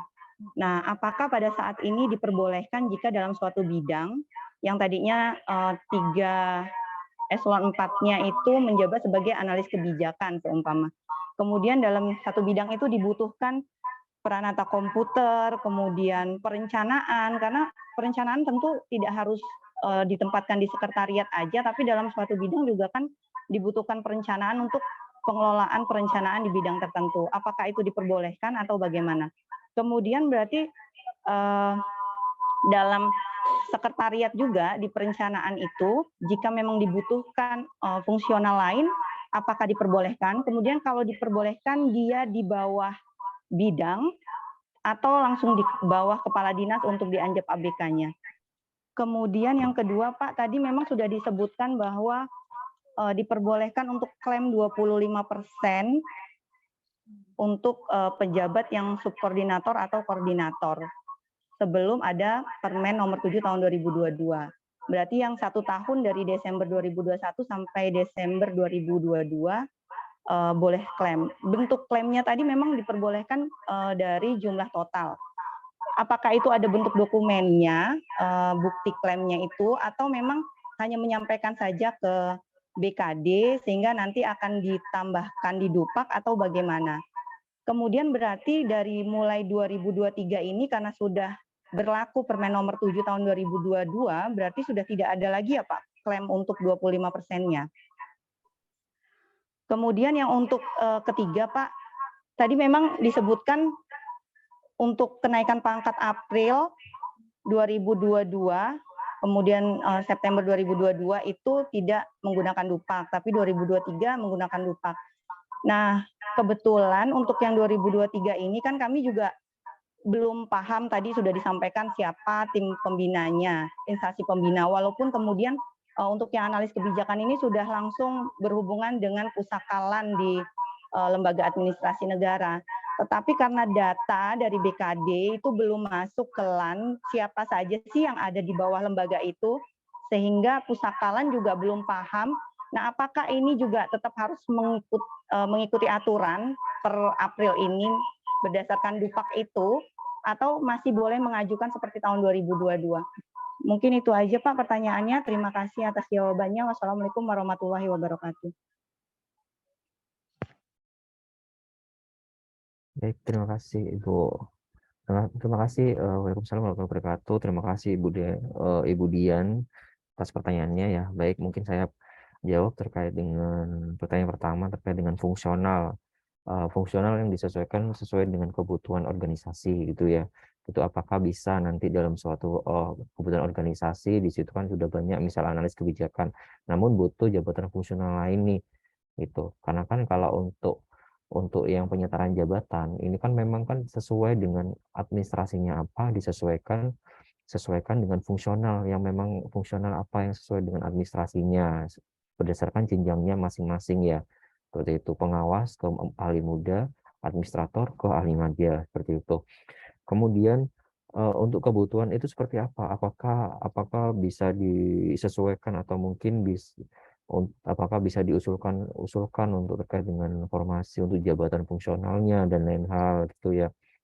Begini Ibu, sebenarnya sebelumnya kami kan sudah pernah bersurat ke Kementerian Dalam Negeri, kemudian Kementerian Dalam Negeri mengeluarkan surat edaran ya Bapak Ibu ya, mengeluarkan surat edaran bagi instansi daerah, itu kan ada namanya penyesuaian yang sampai dengan 31 Desember 2022 gitu. Itu adalah penyesuaian bagi semisal dulunya saat Bapak Ibu mengusulkan yang hampir 31 Desember 2021 itu mengusulkan mungkin terburu-buru, kemudian hanya jabatan fungsional karena ternyata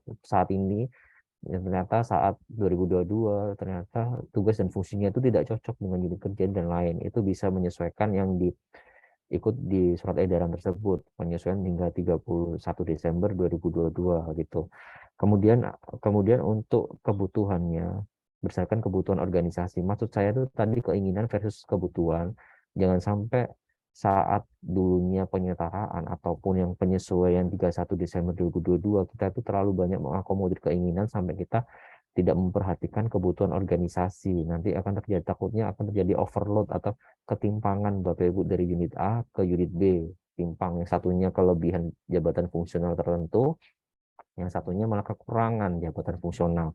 Seperti itu. Kalaupun ingin mengusulkan kuota untuk atau formasi jabatan fungsional itu monggo, itu silakan sesuai dengan ketentuan peraturan perundang-undangan. Tetap dilihat nanti peta jabatannya, kemudian tetap nanti struktur organisasinya dan lain hal. Nanti jika sudah menghitung lagi nanti anjab ABK-nya, apakah bisa mengusulkan untuk jabatan fungsional perencana, jabatan fungsional itu nanti silakan dilihat nanti anjab ABK-nya, apakah memang di unit tersebut butuh atau tidak perencanaan dan lain hal gitu ya Bapak Ibu. Kemudian apakah jika nanti sudah ada GF lain ya di dalam satu unit, kemudian nanti di bawah bidang atau nanti di bawah kepala dinas. Itu dilihat lagi struktur organisasinya Bapak Ibu. Struktur organisasinya itu di mana? Gitu ya. Struktur organisasinya di mana? Struktur organisasinya apakah masih di bawahnya kepala bidang yang masih eselon 3-nya masih dipertahankan? Kan tadi kan ada ya Permen 47 tahun 2022 ya, itu dilihat. Atau mungkin langsung struktur organisasinya dari kepala dinas atau eselon 2-nya gitu, atau eselon atau dari kepala dinasnya ya, itu nanti bisa nanti langsung ke fungsional. Itu dilihat lagi struktur organisasinya ya Bu. Struktur organisasinya apakah di bawah kepala bidang atau kepala dinas. Kemudian terkait dengan pertanyaan kedua, untuk yang klaim 25% angka kredit itu seperti apa? 25% angka kredit itu 25% dari kebutuhan untuk kenaikan pangkat ya Bapak Ibu ya. Itu diklaimnya itu satu kali saat diklaimnya satu kali dalam satu kali periode kenaikan pangkat, tidak bisa diklaim berkali-kali. Misal ya sudah diklaim satu kali, kemudian mau naik pangkat untuk selanjutnya naik pangkat lagi diklaim lagi satu kali lagi, tidak bisa. Itu hanya berlaku satu kali dan minimal 1 tahun melaksanakan fungsi koordinasi gitu ya, atau menjabat sebagai koordinator atau subkoordinator ya Bapak Ibu. Berarti itu untuk klaimnya itu bagaimana? Berarti itu untuk klaimnya itu nanti itu sama halnya dengan nanti dokumen apa saja nanti bisa diajukan sekalian Bapak Ibu mengusulkan dupa gitu ya. Bisa diajukan klaimnya angka kredit yang 25% tersebut. Nanti data dukungnya supaya bisa diklaim itu apa saja, dikomunikasikan ke instansi pembinanya atau mungkin ke tim penilai, misal ada tim penilai, itu diklaimkannya itu apa saja. Mungkin data dukung dari rekomendasi dari Kementerian Dalam Negeri, mungkin yang rekomendasi penyetaraan, bahwa melihat apakah Bapak Ibu itu memang hasil dari penyetaraan atau bukan gitu ya. Itu mungkin. Kemudian yang kedua mungkin surat penugasan atau mungkin SK yang mungkin terkait yang Bapak Ibu melakukan pelaksanaan fungsi koordinasi seperti itu. Itu Bapak Ibu terkait hal tersebut nanti dikomunikasikan ke instansi pembina. Tapi instansi pembinanya kami belum tahu. Nanti koordinasikan ke kepegawaian dari Bapak Ibu sekalian dari Pemkab Waikanan. Maka dari itu saya tadi sudah saya sampaikan harus memetakan nih jabatan fungsional yang ada di Waikanan itu apa saja, dengan instansi pembinanya itu mana saja. Seperti itu. Kemudian untuk pertanyaan ketiga, untuk terkait dengan kenaikan pangkat. Untuk kenaikan pangkat, seperti halnya saya tadi sampaikan lagi ya Bapak Ibu, ini mungkin sudah pertanyaan sama. Untuk 2022, kami kan memang buka April dan Oktober 2022 untuk bagian kenaikan pangkat reguler ya, yang misalnya bersangkutan naik pangkat 2022 karena penyetaraan ini tidak bisa naik pangkat, kami berikan ya udah kenaikan pangkat untuk 2022. Tapi 2023 ini sudah melakukan angka kredit Bapak Ibu untuk naik pangkatnya. Jadi nanti udah basisnya adalah angka kredit. Bapak Ibu angka kreditnya berapa, nanti jika memenuhi persyaratan minimal untuk kenaikan pangkat ataupun kenaikan jenjang, nanti silakan bisa untuk, yang penting angka kredit minimalnya tercukupi. Kalau sudah tercukupi, nanti silakan koordinasi untuk naik pangkatnya dan lain hal seperti itu sesuai dengan ketentuan peraturan perundang-undangan seperti itu Bapak Ibu. Mungkin seperti itu saja Ibu Dian, mungkin ada yang kurang atau seperti apa?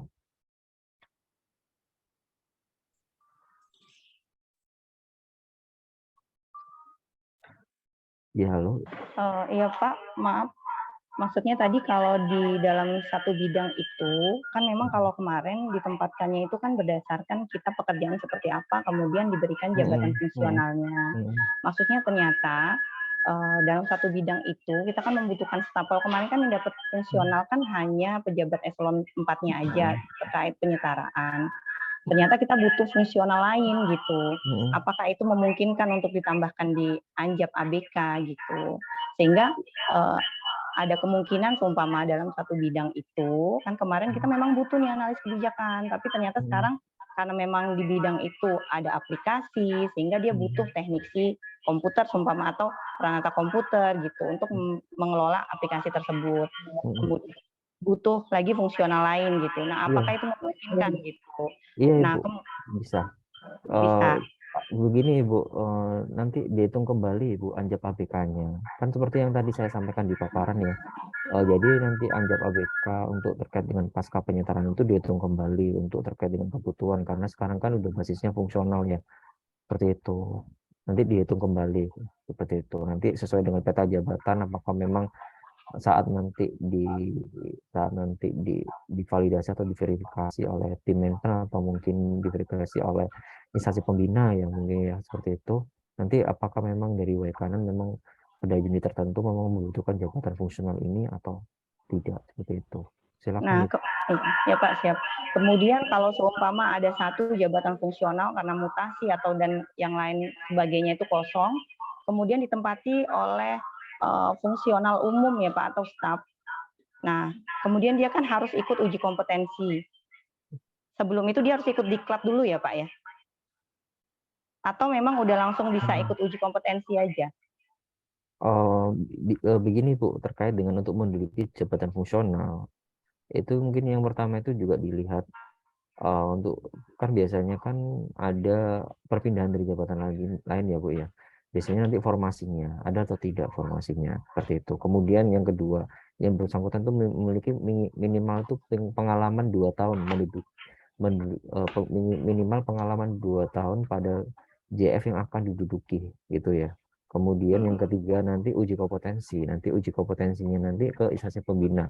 Biasanya kalau untuk diklat fungsional dan lain kadang itu setelah menduduki JF-nya kadang juga bisa, karena sekarang kan kita duduk ya Bu ya, duduk dulu nanti baru pendidikan seperti itu bisa. Itu Ibu yang pertama, koordinasi ke instansi pembinanya itu apa saja sih persyaratan untuk menduduki jabatan fungsional gitu ya. Kadang kan ada fotokopi apa dan administrasi, kemudian nanti untuk terkait dengan uji kompetensi pelaksanaannya kapan, kemudian dilihat di peta jabatan Bapak Ibu sekalian apakah memang masih ada formasinya atau tidak gitu. Siap. Terima kasih Pak jawabannya. Sama-sama ya Bu.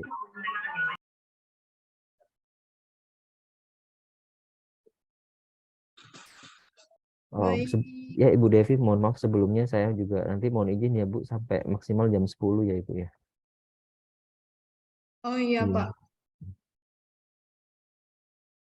Baik, mungkin untuk selanjutnya dari Dinas Kesehatan.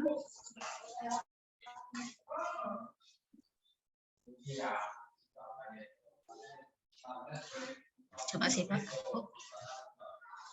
Dinas Ketahanan Pangan. Terima kasih Mbak Desi. Kalau gitu, bisa bertanya sekarang.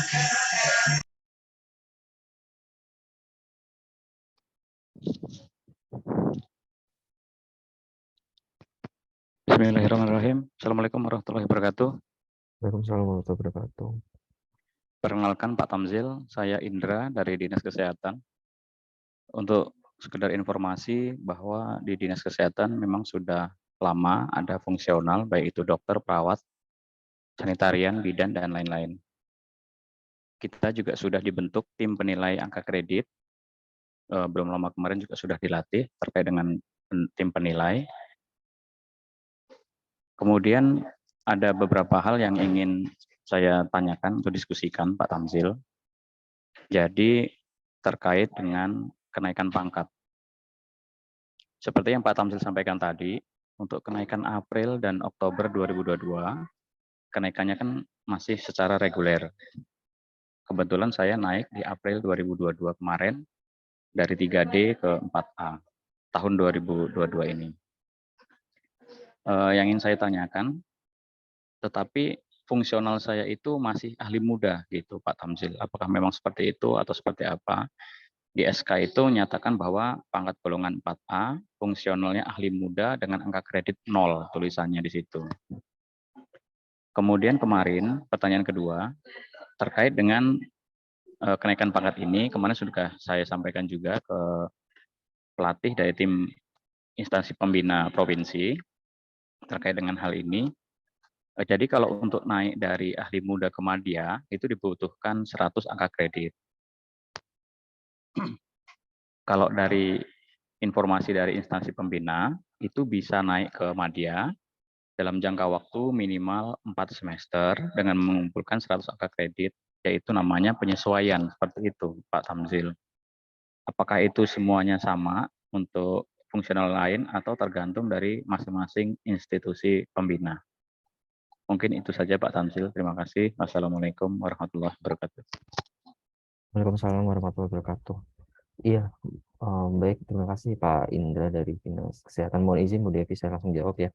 Terkait dengan yang dulunya Bapak ini kan udah ahli muda ya, kemudian karena kena penyetaraan jabatan, misalnya dulu struktural, kemudian ke ahli muda karena penyetaraan jabatan, kemudian Bapak ikut kenaikan pangkat reguler yang 2022, yang April 2022, kemudian sudah naik pangkat ke 4A, gitu. Kemudian dengan startnya kembali lagi ke angka kredit 0 lagi ya, Bapak, seperti itu ya. Nah, kalaupun sebenarnya dari Bapak ini juga bisa kurang untuk sebenarnya untuk naik jenjang gitu. Makanya ditanyakan biasanya untuk naik jenjang ini biasanya juga angka kredit minimal yang dipersyaratkan untuk naik jenjang itu berapa gitu. Misal kalau memang dari instansi pembina membutuhkan 100 lagi untuk naik jenjang, ya berarti Bapak harus membutuhkan 100 lagi untuk naik jenjang gitu ya. Nah, gitu. Kemudian kenapa kok angka kreditnya 0? Nah, ini dilihat lagi Bapak. Angka kredit 0 ini kan biasanya itu setiap yang bersangkutan misal dari pejabat fungsional, berarti ini jabatan fungsional ini sudah ikut yang konversi integrasi, yang dimana setiap naik pangkat ataupun naik jenjang, angka kreditnya akan kembali ke 0 lagi. Jadi angka kredit kembali 0 lagi. Beda dengan konvensional. Konvensional itu adalah kumulatif dari jenjang awalnya. Jadi misal dari ahli pertama dengan pangkat golongan 3A dapat startnya 100, kemudian nanti kumulatif nambah ke 3B 50, 50, 100, 100. Itu akan diakumulasi 100, 150, 200, 250, kemudian 300, kemudian 400 dan 500 dan seterusnya. Itu kalau konvensional ya. Kalau konversi integrasi itu memang jika naik pangkat ataupun naik jenjang kan kembali lagi ke 0 ya, Bapak. Kemudian kalau untuk kenaikan jenjang misal dari ahli muda ke ahli madya itu biasanya juga diikuti syarat dari instansi pembina. Terkadang itu nanti akan ada tetap seperti yang saya sampaikan, formasi gitu. Formasinya ada atau tidak. Kemudian yang kedua, nanti adanya uji kompetensi dari instansi pembina, uji kompetensi kenaikan jenjang dari ahli muda ke ahli madya. Seperti itu Bapak. Itu terkait dengan kenaikan jenjang. Seperti itu. Terima kasih Pak Indra. Mungkin ada yang kurang atau seperti apa Bapak? Jadi kalau yang disampaikan tadi memang benar ya Pak Tamzil ya. Jadi walaupun saya naik golongannya sudah 4A, tetapi fungsionalnya tetap ahli muda ya Pak ya. Iya Bapak, karena berarti Bapak tinggal untuk ahli madyanya. Seperti itu Bapak. Baik. Berarti Bapak sekarang tinggal mengejar yang ahli madyanya Bapak. Gitu. Karena kan itu udah pangkat puncak Bapak. Tidak bisa naik pangkat lagi kecuali Bapak naik jenjang. Harus naik jenjang dulu baru bisa naik pangkat. Seperti itu Bapak. Baik. Terima kasih Pak Tamzil. Sama-sama Pak.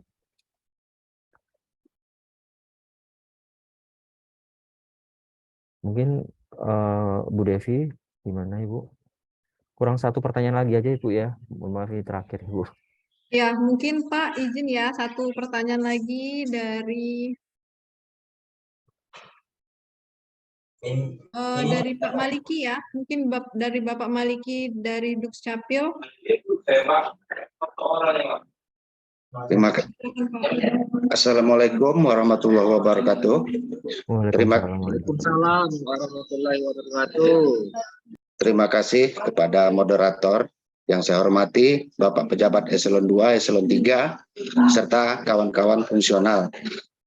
Perkenalkan Pak Tamzil, nama saya Maliki dari Dinas Kependudukan dan Pencatatan Sipil. Pertanyaan saya adalah kami di Dinas Dukcapil ada 9 orang telah melakukan penyesuaian in-passing yang sudah dilantik sekitar beberapa bulan yang lalu. Itu kami ada 2 jabatan di sini. Yang pertama itu administrator database dan yang kedua adalah operator SIAK. Yang mana 2 jabatan tersebut adalah sudah diinstruksikan oleh Bapak Dirjen Dukcapil untuk memilih salah satu jabatan tersebut. Nah, setelah kami teliti, untuk ahli muda operator SIAK itu tidak ada di dalam database SAPK BKN, Pak. Mohon petunjuknya untuk ahli muda operator SIAK, Pak. Sedangkan untuk ahli muda operator administrator database itu sudah ada di dalam SAPK milik BKN. Terima kasih Pak, mungkin itu yang dapat saya sampaikan. Wassalamualaikum warahmatullahi wabarakatuh. Waalaikumsalam warahmatullahi wabarakatuh. Iya Pak, baik, terima kasih Bapak Maliki atas pertanyaannya. Sebentar Bapak. Iya, baik. Terima kasih Pak Maliki atas pertanyaannya. Mohon maaf ini terkait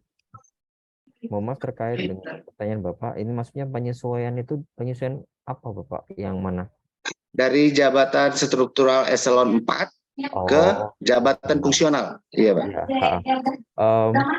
maksudnya tidak masuk ke SAPK itu laporan ke BKN atau seperti apa Bapak ya? Itu di dalam SAPK itu masih tertera jabatan yang tertera dalam eselon 4-nya Pak, seperti kasih apa gitu. Oh, iya. Sebentar Bapak Ibu, bentar. Ini masih kami setiap jam 10 ada pembacaan Pancasila sama Ibu Saraya Bapak Ibu. Mohon maaf, bentar. Bentar Bapak. Iya Pak.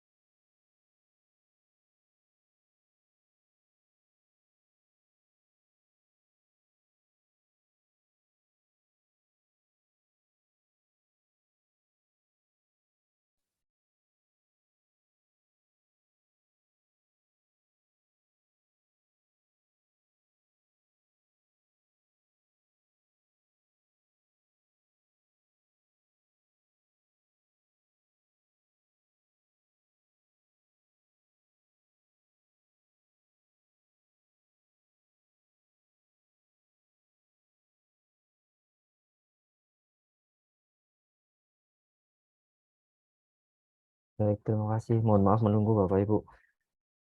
Terkait terkait dengan data terkait dengan pertanyaan Pak Miliki terkait dengan jabatan fungsional administrator database dan operator sistem informasi administrasi kependudukan. Di situ kan kalau belum masuk datanya BKN itu mungkin langsung koordinasi ke BKN saja ya Bapak ya, terkait dengan pertanyaan tersebut, kenapa kok yang operator SIAK kenapa kok belum masuk di SAPK gitu dan lain hal gitu ya Bapak ya.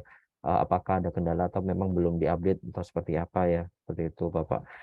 Karena kalau kita ngikuti yang penyetaraan jabatan administrasi ke dalam fungsional itu kan kalau untuk kementerian untuk administrasi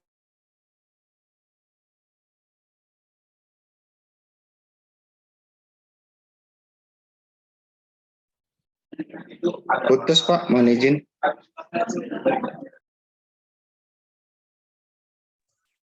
administrator database dan operator SIAK bahwa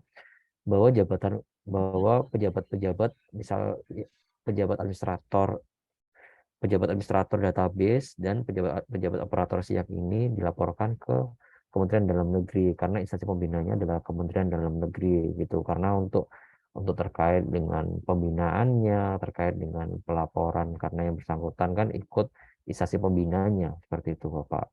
Dan kemudian kalau terkait di SAPK data yang di BKN nanti langsung ke BKN saja Bapak. Kenapa kok masih belum diupdate? Seperti itu. Terima kasih. Terima kasih Pak atas penjelasannya. Sama-sama Bapak. Mohon maaf ini Bu Devi, mungkin saya tidak bisa lama-lama. Baik, untuk Bapak Ibu, mohon maaf yang sudah raise hand tidak bisa kita ajukan lagi pertanyaan karena keterbatasannya waktu. Mungkin untuk mengingatkan Pak Tamzil untuk men-share materi PowerPoint yang sudah di-share tadi di Zoom hari ini. Dan mungkin kalau untuk Bapak Ibu ada yang ingin ditanyakan, nanti kita share kontaknya beliau, Pak Tamzil, di grup Sikop ya Bapak Ibu. Baik, demikian rangkaian acara kegiatan sosialisasi ini telah selesai. Terima kasih kepada Bapak atau Ibu yang telah hadir dalam kegiatan sosialisasi ini. Semoga apa yang kita laksanakan hari ini menjadi berkah dan amalan dalam menjalankan tugas dan tanggung jawab yang diamanahkan kepada kita semua. Semoga Allah Subhanahu wa Ta'ala senantiasa melindungi kita semua dan melimpahkan berkahnya. Amin. Amin ya rabbal alamin. Amin. Akhir kata, mohon maaf atas segala kekurangan. Wabillahi taufiq wal hidayah. Wassalamualaikum warahmatullahi wabarakatuh. Waalaikumsalam warahmatullahi wabarakatuh. Saya izin share paparan ya Bapak Ibu di chat Zoom. Terima kasih Pak Tamzil. Terima kasih Pak Tanzil. Sekalian kontaknya Pak Tanzil. Nanti langsung ke pegawaian saja Ibu, ke ini. Nanti akan di-share oleh Ibu Devi dan tim. Siap, terima kasih. Sudah saya share Ibu, terima kasih. Bapak Ibu mohon izin live Zoom. Terima kasih. Mohon maaf jika ada salah kurang dan salah katanya. Terima kasih. Wassalamualaikum warahmatullahi wabarakatuh. Waalaikumsalam. Terima kasih Pak Tamzil. Terima kasih banyak Pak Tamzil. Begitu sulit.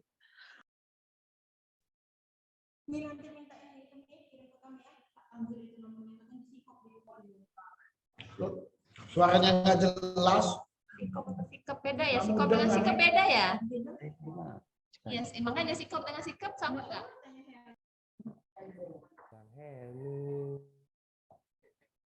Sikop itu ganteng. Ada kita. Begitu sulit. Begitu sulit. Bang Halmi, Sikop itu ganteng. Sikop kenapa Sikop di sana. Bang Sarwani.